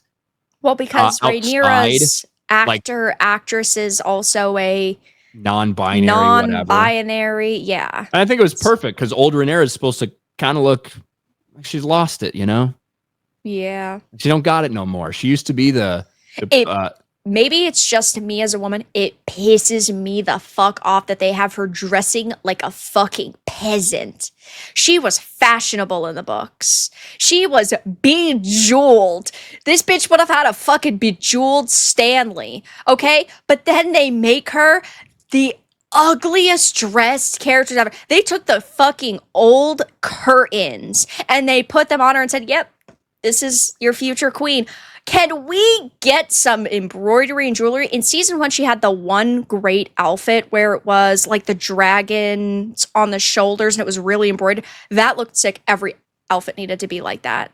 Yeah, I think you pay a little more attention to that than... Yeah, I do, because it's important as fuck. Yeah, I know the dress is green on Alicent. She looks like Fiona. You know what it means? Or what color is the light on the high tower? Like, yeah. The most like obvious fucking leading question. To be fair, he probably thinks that his brother's a fucking retard, so he may not have known. I mean, he kind of is, so. $20 from Darth Miller. Hello, Ryan and Vera. We are going to catch up on those super chats, guys. Trust us. Hello, Ryan and Vera. Just want to say congrats on the stream and best of luck with it. Can't stay long because of work. Fuck my life. But I will catch the rest tomorrow. Vera, Metal Gear Solid 3's personal favorite. Hail and later. I'll be streaming it tomorrow. It releases tomorrow afternoon, so full playthrough. Even though over the next 3 weeks, there's like 8 major games releasing, so. That was her big Fuck my life. That was her big excuse as to why she couldn't do this stream with me originally, by the way. It technically wasn't. It was because of medical issues. I remember telling you. Whatever. No. Close it was also because of all the fucking games you had to stream. Well, there are a lot of games that release. I mean, this week there's 3 major releases, and then like next week there's 4. I'm gonna be just doing fucking 8-hour streams. Then I have to sit with this retard every Monday. Holy shit! Every fucking Monday. Yep. Doug May for 5. Hey, the mountains are awesome because we're away from you annoying people. We can hate the world in silence. Mm-hmm. Doesn't sound too bad. Silence is violence, though. Black Kane for 5. Speaking of violence, Grok told me this is the stream to watch to win a free door. Does it come with hardware and you provide mounting services? I still don't even understand what this is from. I don't know what the door joke is. I don't know if I just haven't. It's not from me. Wait, do you get that on your channel? Well, no, but I've watched it on your streams. Oh, I'll sit here stalker. for fucking 4 hours and watch these stupid streams. I'm like, what is this in reference to? I've never seen the clip. I've never seen a viral retard Ryan moment. Like, can somebody just explain this once to me? And then you can make all those jokes. But I need to understand what we're saying. I don't know. I don't get it. Like, Damn. I have no idea what that's referencing to. Ruben Christopher Haynes for 2. Ryan, you found my old photo. Hail. He's talking about Ruben used to be really fucking fat, like super fucking fat, and he's lost a ton of weight. Chad. Shout out to Ruben.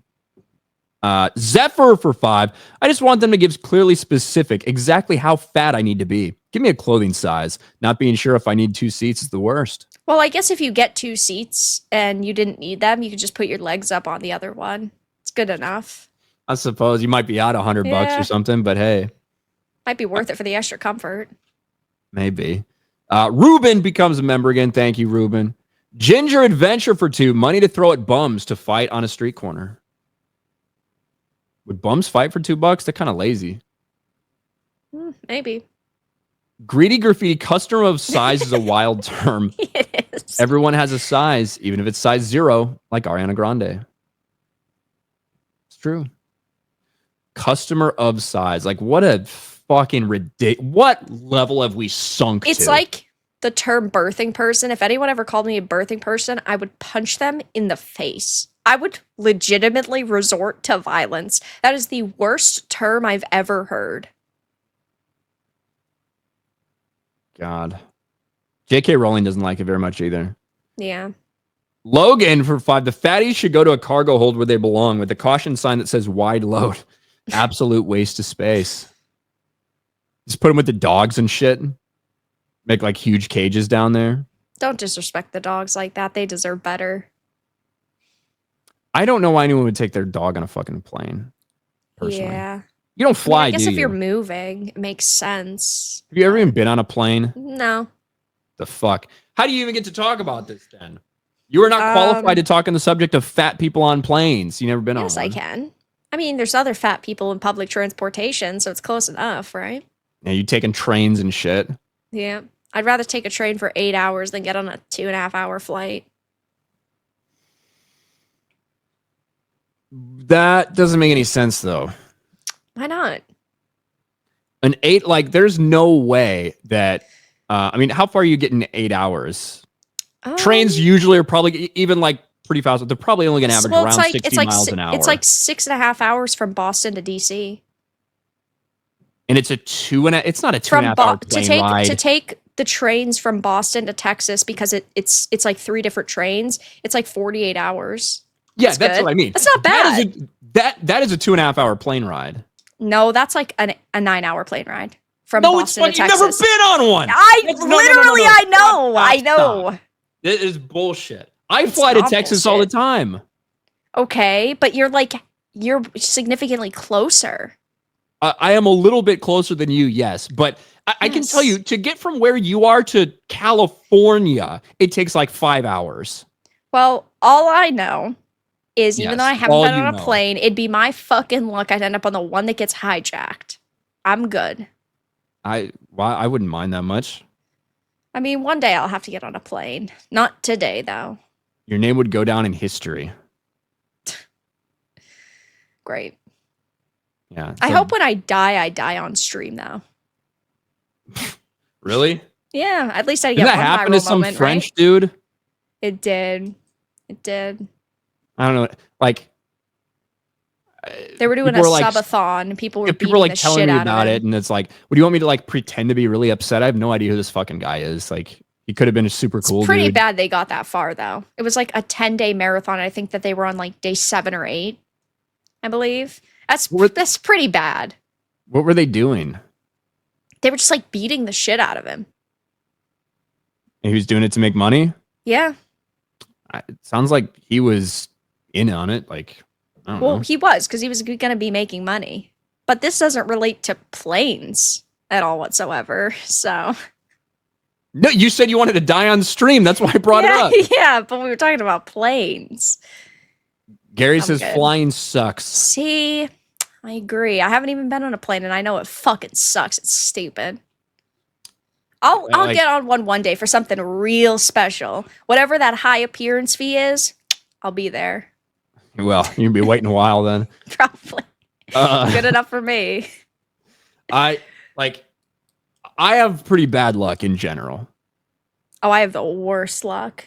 But I have been on a lot of planes. Now, it might be a miserable experience while I'm on it, but I make it, unfortunately. Rest of the Cripple, how you feeling about the Bears after preseason? My Raiders defense looks like ass. It does look bad. I'm feeling pretty good. 8 or 9 wins. 8 or 9 wins for the Bears this year. 8's my expectation. 9, I'd be really happy. Alex McCarthy for 2 was 366 pounds. Now I'm 188. Whew. All I had to do was get crippled. Hey, a win's a win. Got to take him where you can. Alex is in a wheelchair. He's paralyzed. So, he could be a retard, which is probably worse. So, turns out when you can't move to feed yourself, you don't eat as much. Yeah. But thank you, Alex. Ian H for 2. Wasn't she in the 300 movie? Who? Bella Ramsey? I don't know, but whenever I see Bella Ramsey's face now, I just instantly black it out in my mind. She looks like a potato. I can't stand her. Wow. You hate retarded people. East Coast Toasty Boy for 2. I love this title. The podcast name's funny as fuck. We got to thank Hector for that. It's better than the 9/11 podcast, that's for sure. You tell me that wouldn't make people click? I think it'd make them click and then get us reported to fucking YouTube. The FML podcast is a much more appropriate name. It is. It really is. Yeah. I agree. Nate for $5 says, Ryan, I thought your shirt said whiskey goes in, cum comes out at first, but it was partially covered up by your channel name. LOL. Fuck my life. Well, glad you can read it now, I suppose. Wouldn't want to get off the wrong message. John Cadena for 5 gifted memberships. Thank you, John. Lexicon for 2. The chat's scrolling like FNT with 10K viewers. The chat was kind of popping earlier. We had over 2,000 people here at one point. Yeah, it's pretty good. That's really good. 2 idiots sitting on a stream complaining about their lives the whole entire time. Pretty much. Or complaining about other people's lives. I mean, it's always fun to make fun of other people's lives. So that is, again, it's one of my... Soon we're going to have the chat being like, when can we send in our stories before you rate them? Yeah, can you read? Like, I had a miserable experience. Can you rate how bad this miserable experience is? Here's $25 to do it. That's a good idea. That's a good idea. No, it's not. Gay Boners for 149 with a super sticker. Thank you, Gay Boners. Keep that off for now. Jason, love when you two cross over. Thanks, Jason. At least you're one of the people that knows it's happened before. Mm-hmm. True. It's crazy that people don't know that we've known each other since The Last of Us 2 first came out. And we were both sitting here like idiots saying, fuck Naughty Dog. That's right. We have to get Neil Cuckman on this show. That would be so good. I mean, it's not like he's going to be hard at work on Last of Us Season 3. He's not working on it anymore. Well, it's because he's going to work on Intergalactic. Such a stupid excuse. Yeah. I somehow don't think he'll be on this stream. Probably maybe on your not. channel. We should get an AI video of him saying something real bad so that he has to come on the channel and clarify. There's enough regular clips of him saying stupid shit. I don't know if there we can really AI is. something.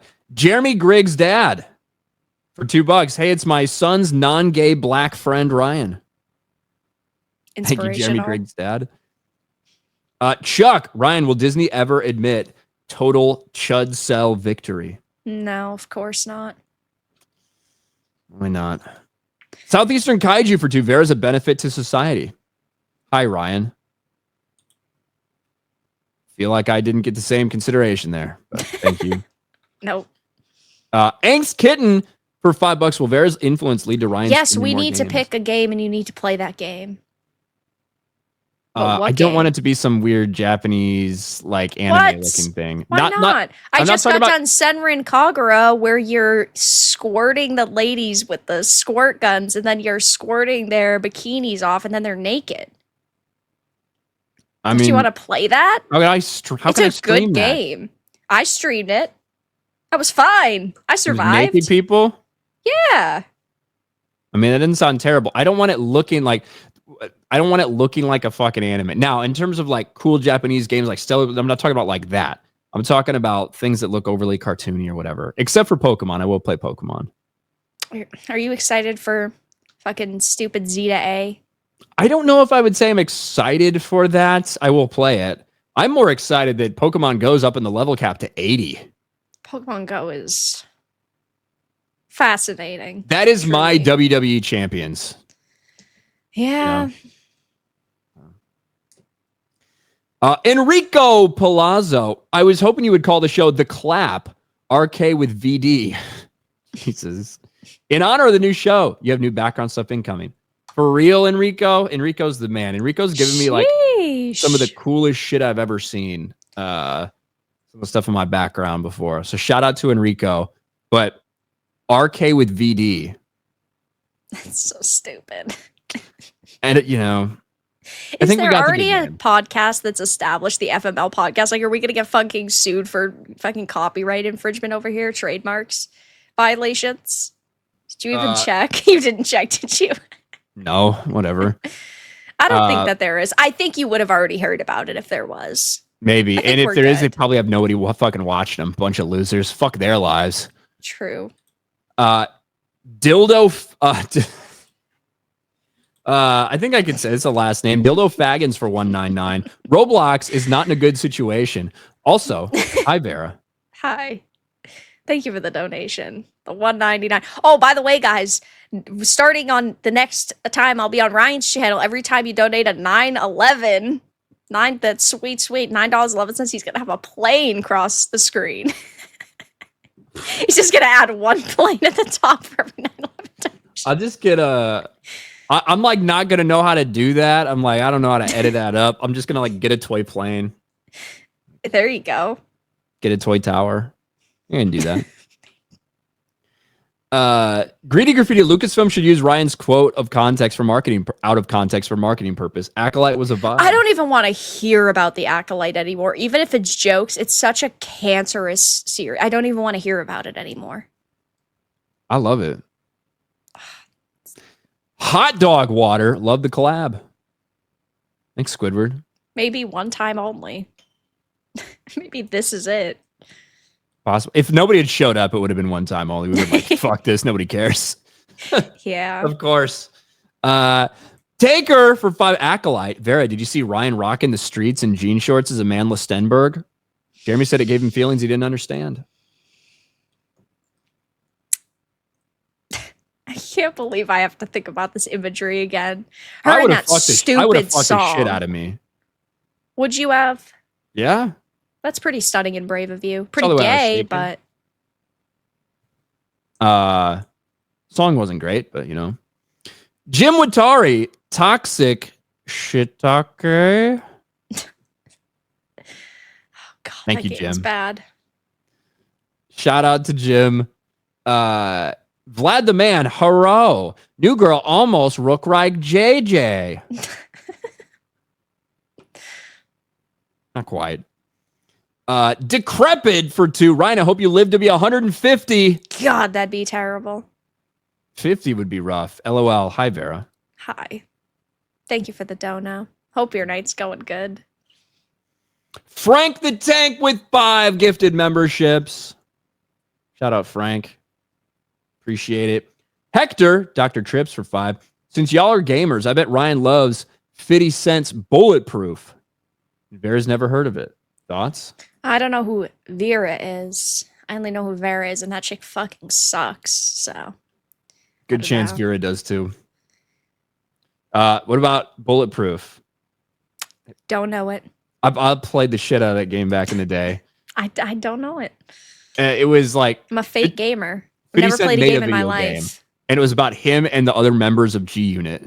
Yeah. Okay, so I do know about it, but I've never watched it or played it. It's so fun. Oh my god, I loved it back in the day. That was back in the day where they just pushed a million video games out. You know what I mean? Like every single TV show or movie had a video game accompanying it and everything. I'd rather go back to those days than getting the live service low effort slop we're getting now. I'd rather have everything have a video game tie-in than them take, I don't know, 10 years to make the most modern audience trash ever. I'd rather have that than Veilguard with top surgery scar toggles and picking if you're non-binary. It's so bad. It's wild. Magnum Norse for 2. Congratulations. When is the wedding? That story arc will be soon, and then we'll have the divorce arc, and then the show will be over. We could do that. We could run a little drama thing like that. We could become drama streamers. Great. That's how you know we're really desperate. Yeah. Ronan for $5 on Rumble. Vera, ever watch Firefly? I bring it up quarterly to Ryan, who's never seen it and always shoots it down. You've never seen Firefly? I don't shoot it down. I tell you the same thing. I like to binge through stuff. Uncultured. I am patiently waiting for the second season to drop, and when it does, I'll get caught up so I can watch the second season. You've never watched Firefly? No. Name But sounds yet kind you'll of watch gay. The Last of Us 2? No. You watched it. No, I didn't. You didn't? No, I saw some clips and stuff. I'm not fucking watching that shit. I'm not fucking watching it. I said no. I didn't watch the first season. Should have. I watched the first episode and I watched obviously clips of like all the fucking gay shit and everything. I'm gonna be a dad.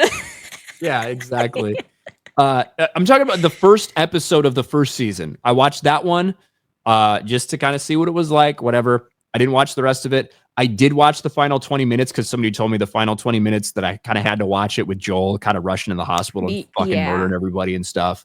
But this company fucking, I feel like it's personal when it comes to this company and I have no interest, you know? Yeah, fair enough. I stand by my principles. Mm-hmm. Sure. That's right.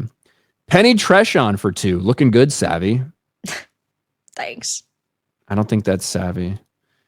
And then Ronan, I guess I didn't read all this, says, I found long after the only season, a great show that I found long after the only season finished, but concluded the story with a movie.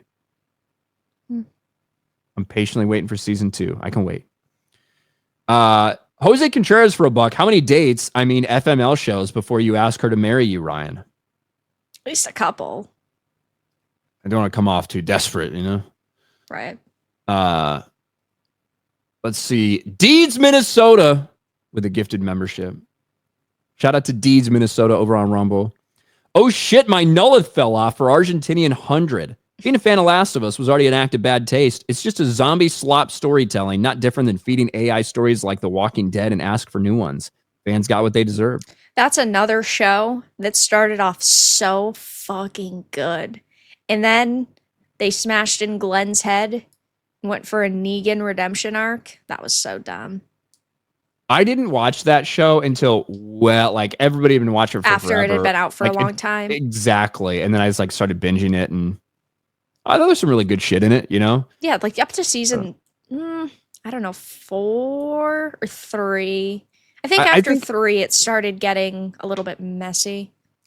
What I didn't like was the Glenn fake out death, where he clearly should have died in that situation, and then you do the fake out death just to kill him in a shocking way. It's just a little plot armor. It's no big deal. Like I didn't care about Glenn dying. I thought it was fine. Everybody's gonna fucking die. It's a goddamn zombie show. But the fact that you do that fake out death just to subvert people, then kill him, that's the part of it that I didn't like. Yeah. Hoodblade. Ginger Ryan has the pass now. I'll put it to good use. Disillusioned Man. I don't know who that Vera is, but I love her roasting you. I appreciate that. Zootopia for 5. I didn't think you were both redheads, but I did think you could be father-daughter. You don't have red hair at all. I think it's just because you're fucking soulless. So People it's just close assume. enough. You have the spirit of a ginger. I do. I kind of hate everyone. Everyone hates me. See? But father-daughter, I don't know. I would have had to been fucking when I was really young. Yeah, I don't think that works. Probably not. I probably would have been physically capable of it, but, you know. I mean, I guess, technically. Southeastern Kaiju for 5. These game devs really believe they're doing males a favor by revealing women aren't actually that attractive. So get used to this. Yeah, they hate attractive women. I like them. No White for 2. Name suggestion. Dark Kinel Kibbiz. Ooh, what a great idea. Everybody wants to work in KKK in there. Yeah. Joshua Anderson for 199. Funny enough, these newer games feel like movies. Yeah, and not even good movies. Forest Beyond the Trees for 5. Hear me out. AML, A Miserable Life podcast. If FML doesn't work out, the misery here is palpable. That's going to be the rebrand, like how they went from the CW to CW. A Miserable Life. Yeah. AML. Mm-hmm. Yeah. What are you guys' thoughts? Mikey Gusler for 5. What are you guys' thoughts on PS5 prices going up because of tariffs? Anger Joe's already blaming Trump, but is Sony really affected? I think every company wants to nickel and dime people for as much as they can. So even though right now they can blame it on like the economic situation, they were looking for an excuse to raise them anyway. It's like with $80 games. They have felt slighted by the fact that over the past 2 decades, they haven't been able to significantly raise the price. We know that there are a lot of developers out there who want games to be $100 for a standard version. So now you have the Nintendos and the Microsofts very slowly raising prices from 70 to 80. They're going to keep doing it until it's 100. And when it comes to consoles, they're going to do the same fucking thing. They're going to use any excuse they possibly can. Yeah.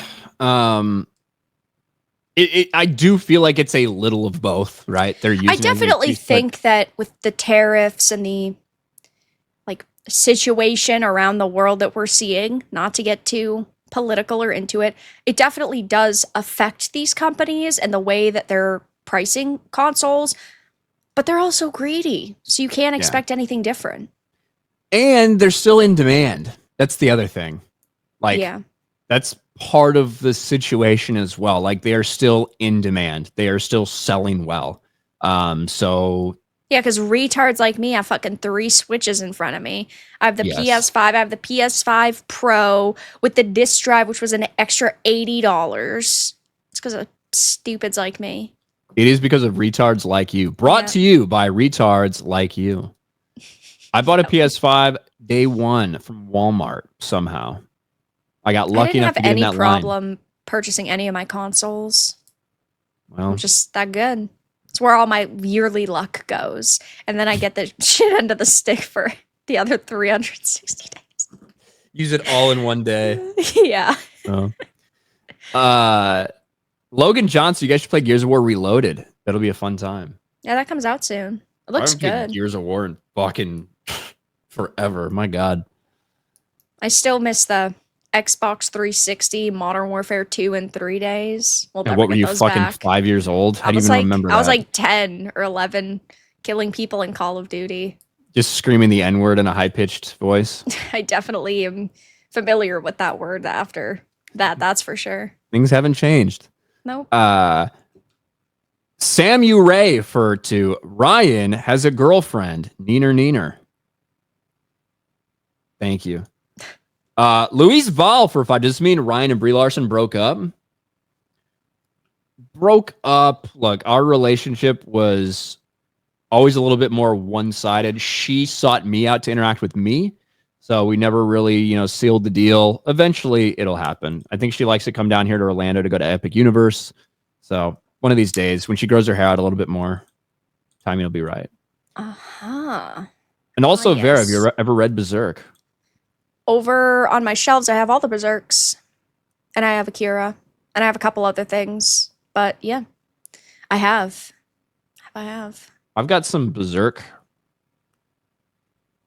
Wow, very descriptive. Well, somebody sent me the first two, and I have you haven't read them. Like I think there was something wrong with them because when I opened it, it's like they printed it backwards or some shit. So yeah. I have to get it fixed. Stephen Lee for 5. I'm going to be visiting family. Fuck my life. I have to go to Browntown. I'll be stuck can I just say, I love when people are saying this is their life problems and putting FML. It's very catchy. I really like that. I actually love that people are like, this is going on. They're dedicated. Like, yes. It's great. We can do merch for this. Like, this is good. The Fuck My Life thing is good. It is. Like, this is a great fucking yeah, thing. I agree. I'm going to be visiting family. Fuck my life. I have to go to Browntown. I'll be stuck in Brampton with 1 billion Indians. It's over. Dua Lipa's hot too. Is she? I don't know. Deneska for 5. Am I the only one who generally doesn't like racial diversity in my European fantasy stories, like racially diverse elves? I think that if somebody wants to go and create their own story with it, and put all this wacky shit into it, that's perfectly fine. But taking like Tolkien's work and then absolutely desecrating it is, in my opinion, grounds for cancellation. I believe that you should lose your job, you should lose your home because you can't pay your mortgage, and you should basically be living on the street. It's deserved. I agree. Like if it's in a pre-existing thing, if it's a pre-existing property and it wasn't written that way, go fuck yourself. Yep. Go fuck yourself. Where the fuck did I go? Where am I? Oh, here it is. Charitard, did you just call Ryan's stream stupid? Fair. They are. I think I hold the opinion that every stream is stupid. Yeah. Especially mine. Yours are fucking awful. They are. I feel bad for my audience every time I raid you. Yeah. Sorry, guys. I'm gonna do it. See if she'll stream with me, but I'm sorry for what I'm about to subject you to. 7 cat memes in a trench coat for 10. I'm in. Let's go. You two misanthropes are great together. Thank you. Thanks. We take compliments well. Drew D, do fat people consider cereal a soup? Very dark. Maybe they do. I don't know. I don't have any opinions on cereal versus soup at this point. I think maybe fat people create their own soup. They just pour a bunch of like Mountain Dew into a massive pot and like shove a bunch of shit in there. Like fucking gummy bears and Sour Patch Kids. Yeah. They probably do. Sturgeon, daughter put mom's name birth giver on her phone. Such a dumb title. I guess if you're memeing on your mom or something to do that, like it's one thing. If you're referring to an entire group of people as birthing people, it's fucking retarded. Yeah, my mom's especially when half of those people have no business ever having children. My mom's too impolitically correct. Today on the phone, she said the word retard about 5 times. So that's a good mom. It explains how you ended up so fucked up. I'm normal. I'm so normal. She allowed me on Xbox Live as an 11-year-old at 3 a.m. shit talking 45-year-olds. That's a good mom. I'm perfectly normal. I've never been on a plane before. My parents are great. And I think it takes 9 hours to fly from Boston to Dallas. I have such a good grasp on the way the world works. I'm perfectly normal. I never said 9 hours. You came up with 9 hours. No! I said like 8 hours. You said 9. I don't think I said 9. I think I said 8. We got it recorded. I think. Either way, it's a long flight. It's not. It is. You said 9? Okay, I'll concede. Pretty sure I said 8, but if I said 9, it's still close enough. That's right. I briefly, 45 minutes, explained Metal Gear Solid Lore to my daughter. She just looked at me blankly and said, "Are you autistic?" Probably are. Black Cane. It has plenty to do with planes, Vera. Just fly Southwest and you get that Asian doctor treatment. Fascinating. Does Vera or Vera know anime? Can she put her Demon Slayer Infinity Castle box office prediction against Ryan's that I randomly asked for the other day? I don't know.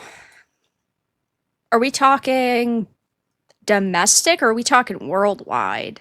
He asked me US and Japan. How much did the first one make? Can I look? Does that count? Like Mugen Train? The first one made 50 million in the US and 40 million in Japan. So this is the final arc. 400 million in Japan. So this is the final arc, but isn't it split into 3 movies? So are we also judging the multiple movies, or are we just judging the one movie? I have questions. You're judging what this upcoming movie at the box office is going to do in the US worldwide. And Japan. So worldwide. Yeah. And the first Mugen Train did 50, you said?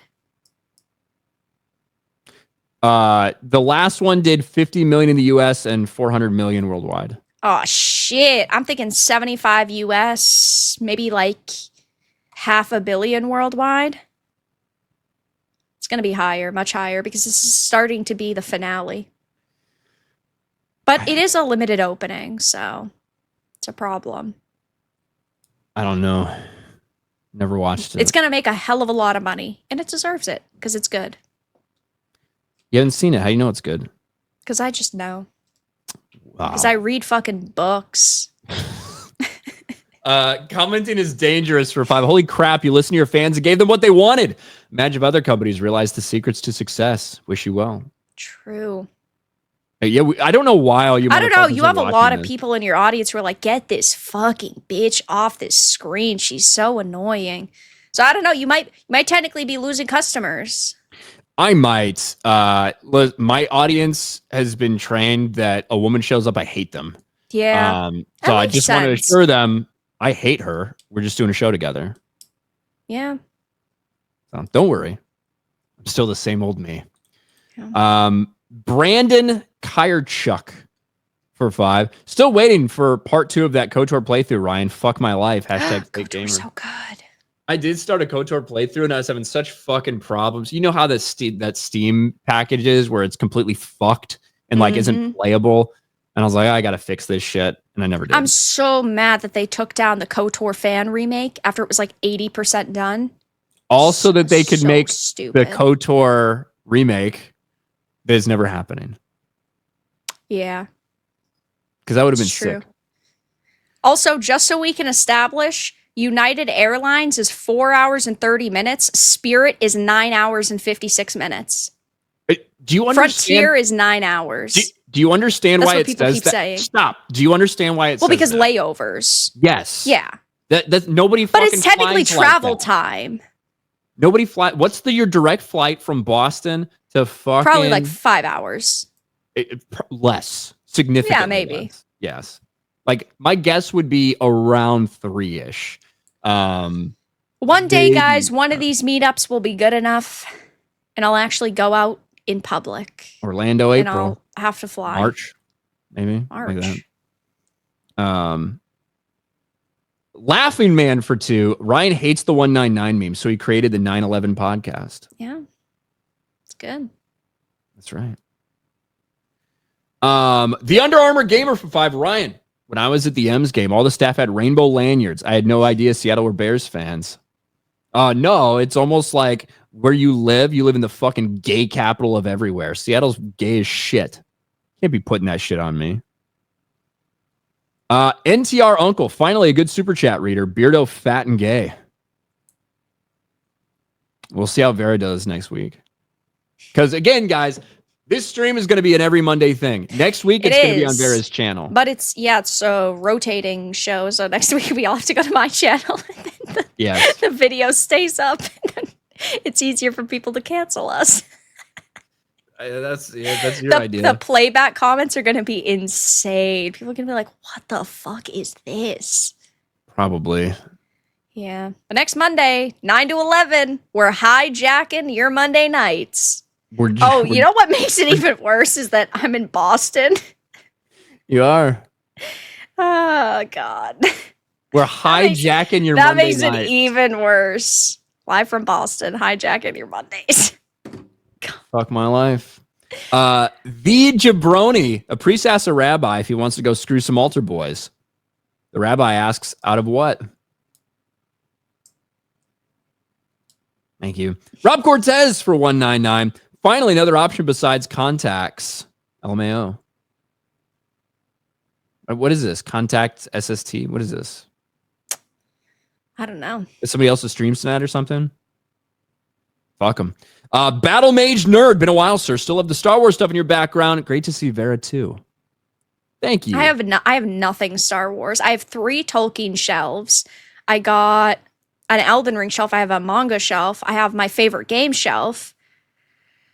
We have like completely different nerd interests. The overlap. I have all my. I'm only missing one of the Lego sets. I just spent like $800 on the Tolkien Legos. It's actually fun. We have like completely different nerd interests. I think the only overlap is Game of Thrones. Well, I love Star Wars. I used to be a giant fucking Star Wars nerd. Star Wars is just shit. You don't have anything in your background? No, I don't have any of my Star Wars books behind me because Star Wars fucking sucks now. Well, you read Star Wars Expanded Universe stuff? Oh yeah. Who's your favorite character? It's a basic bitch answer. I love Revan. It's a basic bitch answer. It really is. I love the Old Republic though. That is my favorite time period. Did you read the book? I did. You liked talking about it, like apparently? Deceived and all those. You liked the Revan book though. You liked it. Yeah. Apparently. I liked it too, which is kind of an unpopular opinion. A lot of people hate that fucking book. I thought it was good. I liked it. A lot of people didn't like the way it ended and everything, but I liked it. They didn't like the fact that Revan got held fucking prisoner by the Emperor and secretly like controlled his mind for centuries to prevent him from invading. Like people didn't like that shit, you know? I like it. It's better than the Acolyte, that's for sure. Jesus for 9/11. Oh, we need the plane. Or whatever that scream was at the end of that clip. The scream is really what makes it. V-Hill for 9/11. You owe me one flying craft already. Again, we'll do Jack Daniels. Jack Daniels can't melt steel beams. Eggy Orphan. Wait, is this going to be a thing every Monday? Mm-hmm. It is Eggy Orphan. Next week on Vera's channel. Yep. Next week, my channel, 90211. It's going to be great. I think you said 90211. No, 9 to 11. Like a spin-off from 90210. Like, 9 to 11. I'm like, don't tell people your zip code. What are you doing? Foxwolf for 199. Tune in next Monday for the finale of the FML podcast. Probably. It's only fair that it's like once on your channel, then once on mine, that we can call it quits. That's probably the case. She's going to leave me, just like everybody. This podcast is pretty soulless. That being said, thanks for taking the late shift time slot. Makes Mondays even less bearable. Way to go. Yeah. Thanks, SC. Sky Jumper for 5. Does your co-host have any stories of her time as a Disney princess, or is that why she hates her life? I don't know what that's supposed to mean, but I appreciate it. The only Disney princess I can think of that looks like you is that bitch with the terrible accent in Brave. Oh, Merida? Yeah. Is that her name? I don't know. She's a fine character, I guess. Isn't her fucking dad a bear or some shit? No, her mom turns into a bear. Oh. Doesn't she? Never watched it. I think so. Have you seen How to Train Your Dragon? Yeah? Okay, just making sure. I love How to Train Your Dragon. I'm just making sure, because you're very uncultured. You've never even watched Firefly? Fuck that. There's not a second season. Why would I waste my time? Okay. But yeah, How to Train Your Dragon. The first and second How to Train Your Dragon movies are fucking phenomenal. They Third really one's are. whatever. But yeah, I love them. They're great. Irakeus for $20. Bella Ramsey would make a great casting for Rabid. I think I know what that character is. Probably. John Getz Gaming. Why is it always Modern Warfare 2? Modern Warfare 1 had a good SP at least. Modern Warfare 3 is my favorite. I put so much time in that, but in my opinion, Black Ops 1 and 2 are still fucking better than all the Modern Warfares. They probably are. I played way more Modern Warfare 2 multiplayer than I played Black Ops multiplayer. I played so much zombies. It was insane. I've never been huge into zombies. Loser. That's okay. I just never really fucking got into it. Like, yeah. I'm not a big zombie guy, I guess. Fair enough. The Rand Man for 2. Fat guy here. Box of cereal is a snack. Yeah. Light, healthy snack. Not even talking about soup, or just like, it's a snack. Yeah. Aberu, Alphabet Alliance Unite. Bueller, anyone? Vera, I got to ask you this question. What do you feel about people who have no profile pictures? Just the generic Google, whatever they generated with the first letter of your name and a random color for a background. I feel like they're either the feds or they're just the most degenerate person on the internet. I hate them. Worst people in the fucking world. So lazy. Like, if you're not willing to do that, there's a reason. You know, you said to yourself consciously, I'm not going to add a profile picture. I don't want them to know anything about me. So what are you hiding? That's what I want to know. Like, if your chat, like, here's the thing, like, I could get it if you're just watching YouTube and you never comment anything. Well, if you're chatting, if you're commenting. I mean, that's a big $20 and you don't even have a profile picture. Like, it's weird. What the fuck is wrong with you? Get a goddamn It's just as bad picture. as sending a super chat without a message. You have to send a message. I'm cool legally with that. required. As long as you have a profile picture, I'm cool with it. Yeah. No message, super chat, profile picture, cool. I just want to know what they're hiding. I've been waging a war against the Alphabet Alliance for a very long time. Why don't they want anybody to know any information about them? You just make it the Nintendo cow or something, right? You can make it anything. It needs to be something. Also, Vera was very supportive of PETA in their fight. Yeah, for sure. To treat the Nintendo cow PETA. well. I don't want PETA to go away because then I wouldn't have anything to laugh at. Bro, they have to keep going. They are not serious. Like, they can't be serious at this point. They've had to have been trolling this whole entire time. There's no way they actually think that that's going to generate revenue for them or attention for them. There's no way. Jose Contreras for $1. Your story about the hot girl being a lesbian on the plane and every hot girl you meet is weird. If Vera says she's a lesbian, those women were lying to you, Ryan. Hold on. I did not say, nowhere did I say every hot girl I meet is a lesbian. I didn't say that. I did tell a story about one of the last times I was on a plane where... Were you taking up 2 seats? I wasn't. This is... You wouldn't even understand this because you've never been on a plane. So I'll try to say it without you understanding how it would feel to do this. But whenever you get on a plane and you have your seat, I'm always an aisle guy. Don't like middle. Don't like window. Aisle. Don't have somebody next to me. Can stick my leg out. All that shit. As soon as you sit down and there are open seats and everybody else is finding their seats, you're eyeballing everybody, seeing who the fuck's going to come sit by you, right? Because it matters. Who you're going to sit next to for a couple hours is a big deal. Can be a big deal. And you see a lot of people, you know, they're not going to be a good seatmate. You know, you want nothing to do with them. They probably fucking smell. They're probably going to snort. Like, whatever it might be. They're fat and disgusting. Who knows?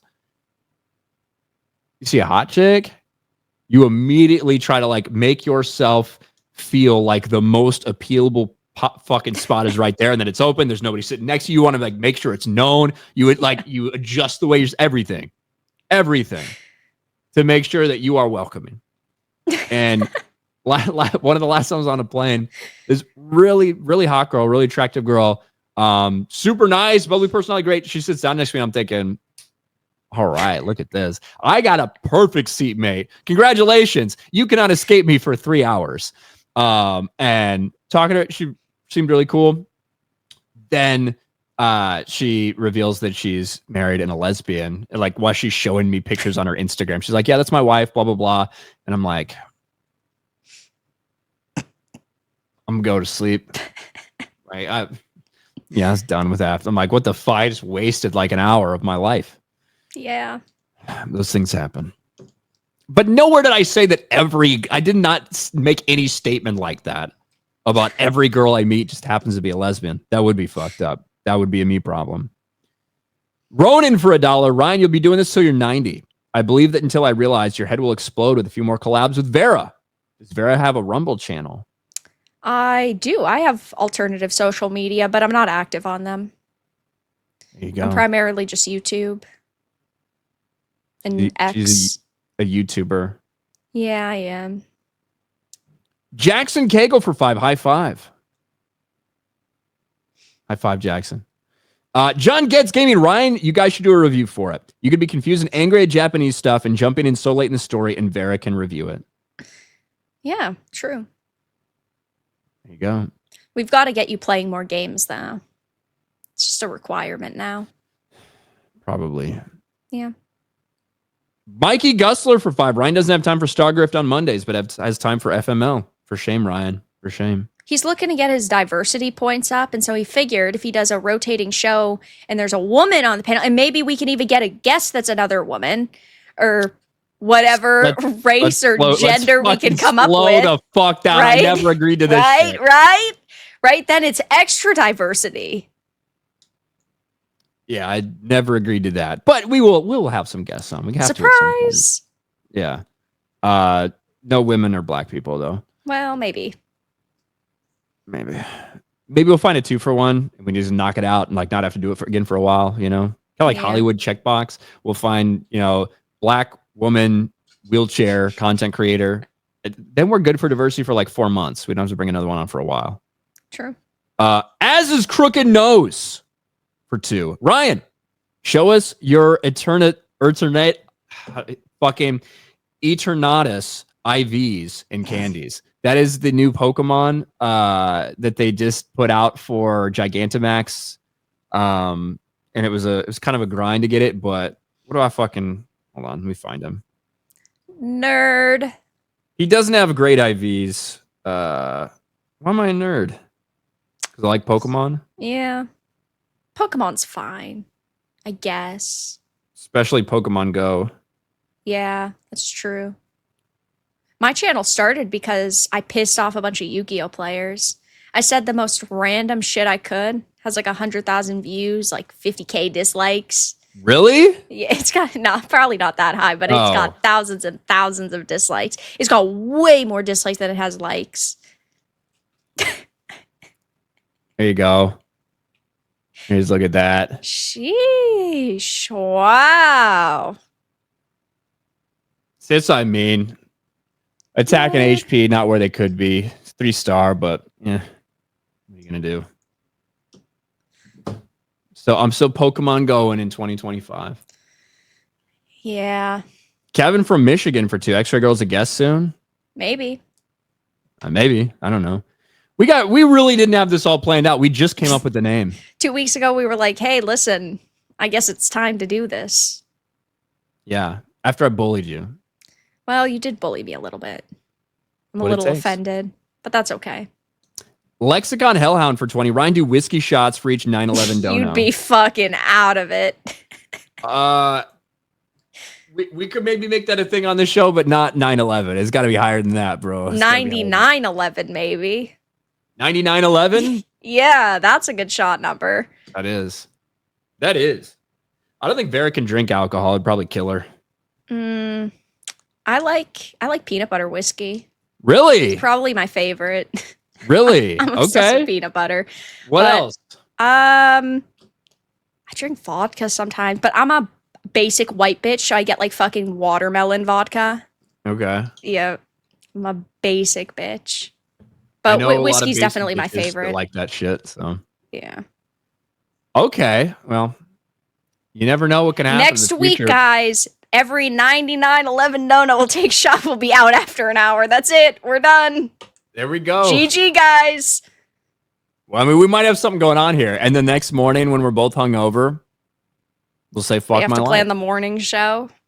But yeah, that's the fuck my life morning hangover show, yeah. Yeah. We got some ideas, guys. The Under Armour Gamer for 5. I don't live in the gay city. I live 4 hours from Seattle. I just finished Revan. It was great, but Darth Bane is better. The Bane books are great. They are amazing. The second one's a little but yeah. Laughing Man for 9/11. Vera, get out of my streams and into my car. Unit 199 at 911 podcast. A coworker asked the name of the gorilla that did sign language. I said, was it Kamala? Thanks, Laughing Man. I'm not laughing, and that's not funny. I mean, Defending Truth for 2. 3 buildings, 2 planes, 5 Israelis. Also, Beardo Fat. Thank you, Defending Truth. Low effort avatar. This bullshit right here. For Canadian Rage 10. baiter. Maria's non-threatening unit. Revan is gay. XR Kun is supreme. Great to see you teaming up. Ryan, you grab any of the Expanded Universe hot toys? I really haven't. I mean, they're fucking pricey. They're really pricey. I've got some cool stuff that I like, but in terms of hot toys,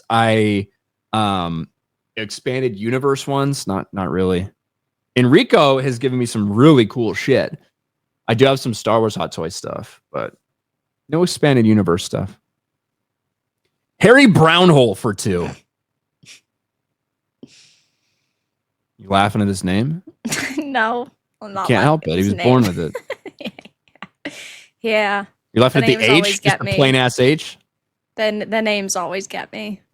Zeus Play for 10. I like this. Keep it going. Shit on other channels more as well, please. I don't know how many other channels we're going to shit on, but... Trying to start drama with literally everybody. We'll shit on other people. David Jaffe's up first. Yeah, David Jaffe, it'll be the first time he's ever watched me because he'll be watching you, and he always watches you. He stalks you. I'm only popular because of my hair, face, and gender. Don't forget it, chat. That's right. Whiskey Dick. Or sorry, Whiskey Deck. With a dick. Thinking about dick, perhaps? For $5. Congrats on the new show. What's both your most hated things that Disney Lucasfilm has done to Star Wars? I want to hear a rant. Let's go. I mean, for me, it's 100% getting rid of the Expanded Universe. Well, yeah, obviously. That is the most hated thing. I think anybody that is cultured would give that answer.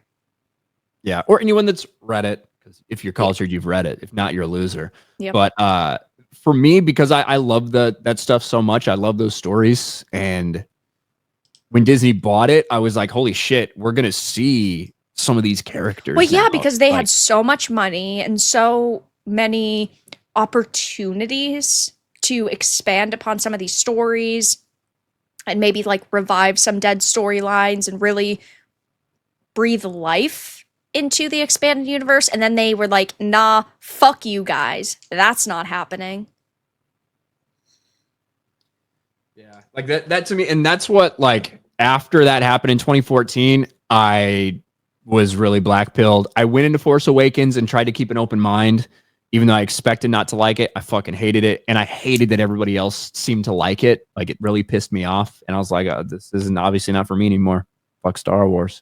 Yep. It sucked. It sucked, man. Yep. But then I started getting happier when more people started to hate it after Last Jedi. Speaking of shots, Laughing Man for $100 fucking dollars. 100 shots. Also, you missed my super chat, and Jay is the best of us. Will Ryan read this before other super chats? It didn't happen. It was a couple. I did read it before some other ones, but I don't know if I missed it. No. I still got to catch up with some other super chats, though, Laughing Man. I read this one, if this is the one you're talking about, but it took a little time. We were a little behind. But I will do one. That counts as a 9911 right there. I don't have any alcohol with me because I'm not an alcoholic. But I will go out of my way. I will go out of my way, and next week I'll have a brand new bottle of something. And then maybe we'll do 2 or 3 9911 shots. That's it. That's it. Not a lot of them. I mean, I'll do as many as come in, you know. Yeah.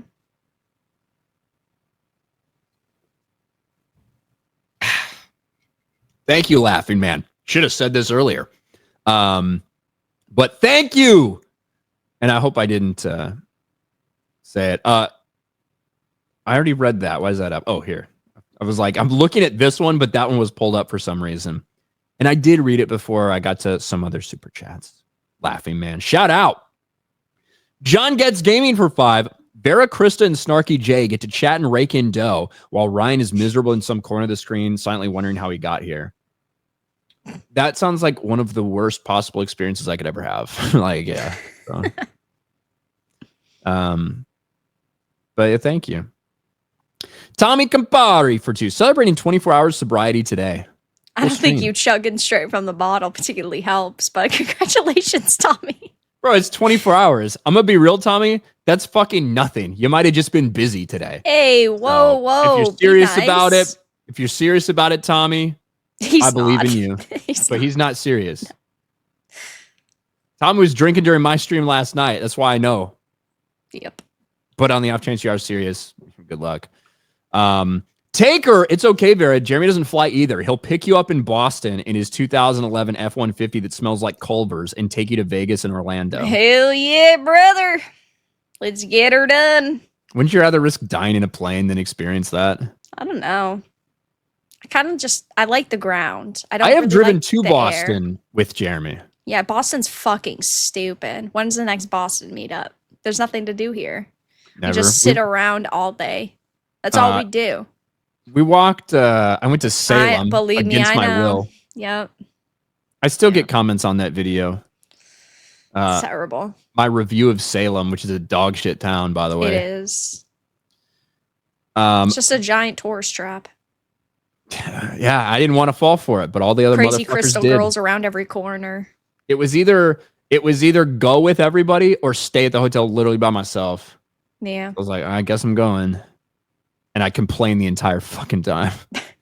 I made it so much more miserable for everybody. I made them pay for making that decision because I said it was going to be stupid. I said it was going to be dumb. We get there, it's fucking stupid, and I'm just talking shit about everything, and I'm making everyone feel just as miserable as I am. That's how you got to do it, you know. Rachel Green for $10. You're both my spirit animals. Misery loves company, and I found my group. True. Well, welcome, Rachel. Welcome. Lower Lips Liquor for 2. I like that name. Thank you, Lower Lips Liquor. Make sure I'm caught up on Rumble. I think we're caught up on Rumble. What a crazy stream that we've had in our opening. I know. The FML podcast is going good. FML podcast is a hit, Vera.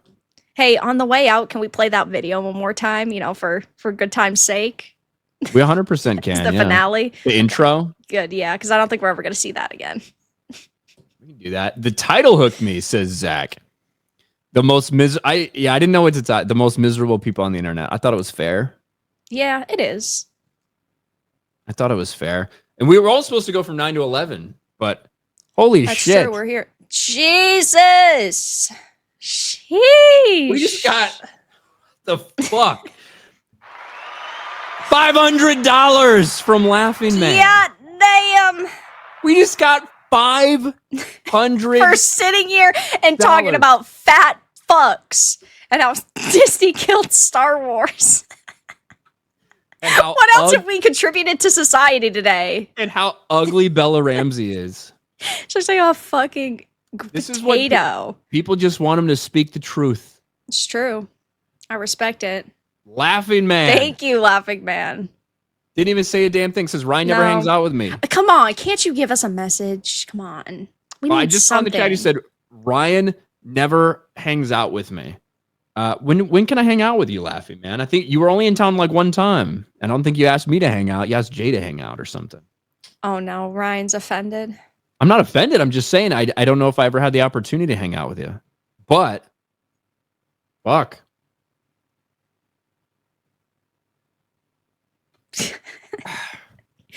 You're in pain already. You're gonna get fucking hammered.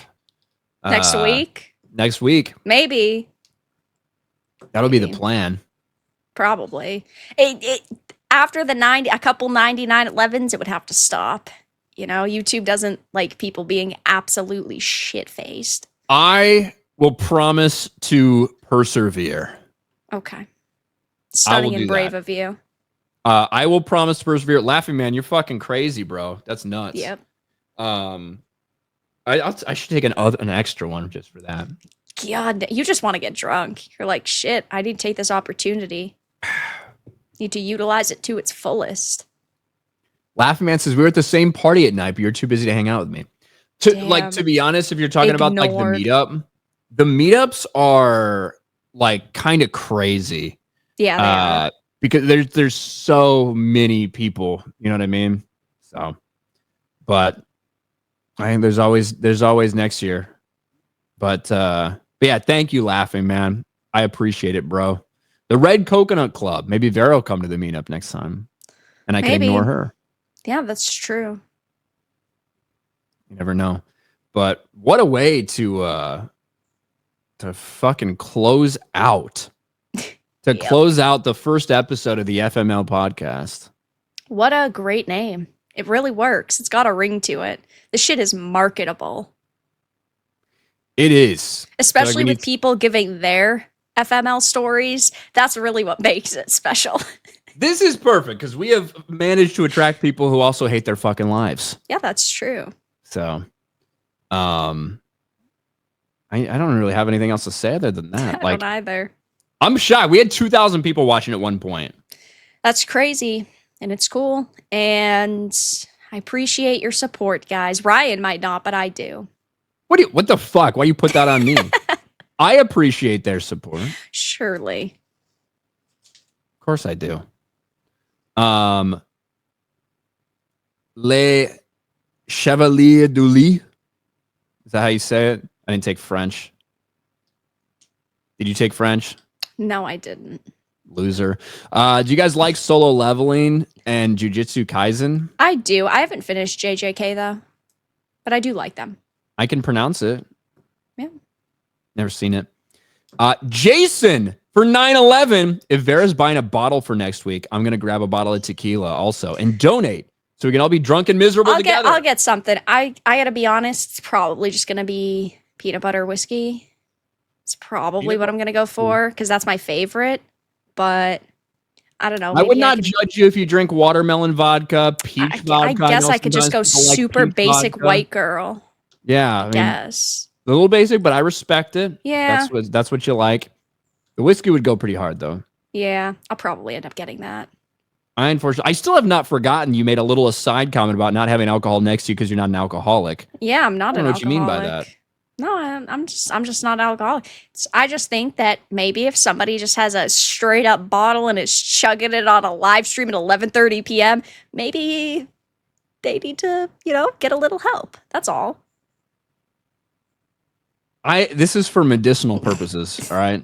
Exactly. It's for medicinal purposes. Yes, YouTube. It's perfectly fine. Don't you put that shit on me. I can stop anytime I want. John Geddes Gaming, come to Pittsburgh for Steel City Con sometime. I also wish to hang out with Jay. We are talking about Snarky Jay right now because otherwise, fuck my life. FML. Mechator, not Medicare, for 2 FML merch win. Maybe soon. Shit, what are we gonna do for FML merch? You guys gonna have to give us some ideas. Let's see how this second episode goes, everybody. Yeah, next week the viewership's gonna be like 200 people, make like $25, maybe 30. Absolutely nobody likes our topics. We are cooked. That's gonna be the finale. Let's see how it goes. I think that you could probably agree with me that sometimes you think things are gonna go great and then it go like shit. Yeah, so it's just the way the world works. We'll see. We'll see. But it does seem like people like the name. The name works for us, honestly. Yeah. John Geddes Gaming for 2. Buy pumpkin beers like I me. usually do. Yeah. I'm not gay, I swear. Yeah. I usually buy the holiday drinks because I'm a girl. So, shiny, holiday, special, limited edition. Like pumpkin shit for the most part. I think it's okay. But yeah, it's like maybe drinking it once or twice and I'm good. I'm not like, I do like Oktoberfest and stuff like that when Sam Adams says they're Oktoberfest and shit. Yeah. Pumpkin, I'm not a huge pumpkin guy. Yeah, no, I agree. So, but an FML shirt with a toaster and a bathtub. Bro, we could do a lot of dark humor shirts on this show. We could. You guys will have to think up some good ones. I like it. Well, Vera's channel. I'm almost positive that it's in the description. I think it is. Yes. It should be. Her channel is in the description. So if you guys want to go subscribe to her, that's where next week's episode of the FML podcast is going to be because fuck my life. And hopefully it goes well. 2 weeks from now, we'll be right back here. What we're going to do for these. what we're going to do on my channel, we're going to do it differently because fuck Vera and all the streams she keeps up. I take my streams down. So it is going to be unlisted. I'm not a little bitch, and I leave my streams up for everybody to see as soon as they're completed. Yeah, you want to show off that you actually play games because the woman does. Hell yeah. Understandably so. It's going to go unlisted. I'm going to put it in a public playlist, but I'm also going to upload it immediately after we're done. I'm going to upload this to our Outpost live, and I'll make it public in 30 minutes or whatever that is. I'll actually do it over there. So, and when she's done on her channel, I'll rip it down off of there, and I'll put that up on our Outpost live. So wherever you want to find it, you will be able to find all of them. Mm-hmm. So, what do you have to tell the good people, Vera? I appreciate you being here.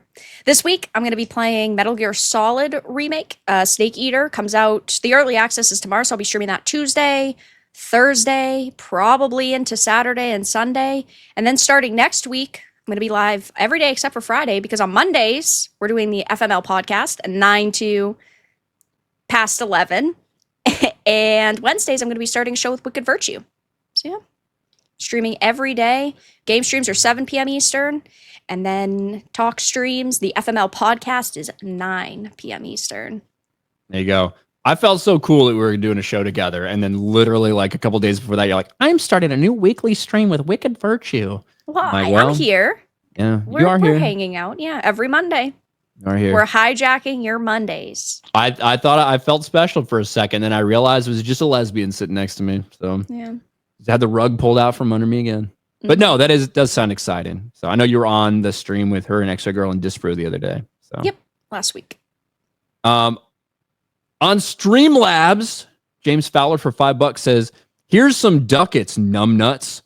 Oh, F the LGBTQ LMNOP, aka Cran Crusaders. You two make a good team, fool. Carry on." Thanks. Thank you, James. What do you do with streams on Rumble, says Psycho? I just keep them live. They're still up there, so you can see them on Rumble. Laughing Man for $5 after 100 and a 500. Ryan, we have to hang out next MegaCon. We hung out at the theme park. We didn't want to hang out after that. Get Jay and Vera to hang out. When Jay and Gina had come to Boston Fan Expo, we had all hung out. Not Ryan though, because he didn't join the party. But I have hung out with Jay before. Wow, so fucking cool. Yeah, so special. So special. You and a million other people. Congratulations. Yep. True. But Laughing Man, hey, we'll see what we can do, man. I think MegaCon's next March. Yeah, so. I think so. All right. That's it. We're done. And as always, fuck my life.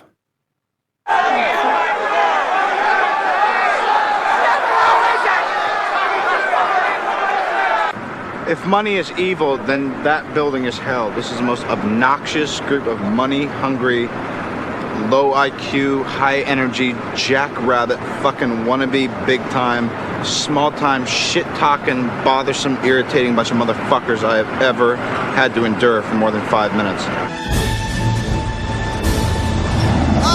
Buzz! We missed the truck! We're not aiming for the truck.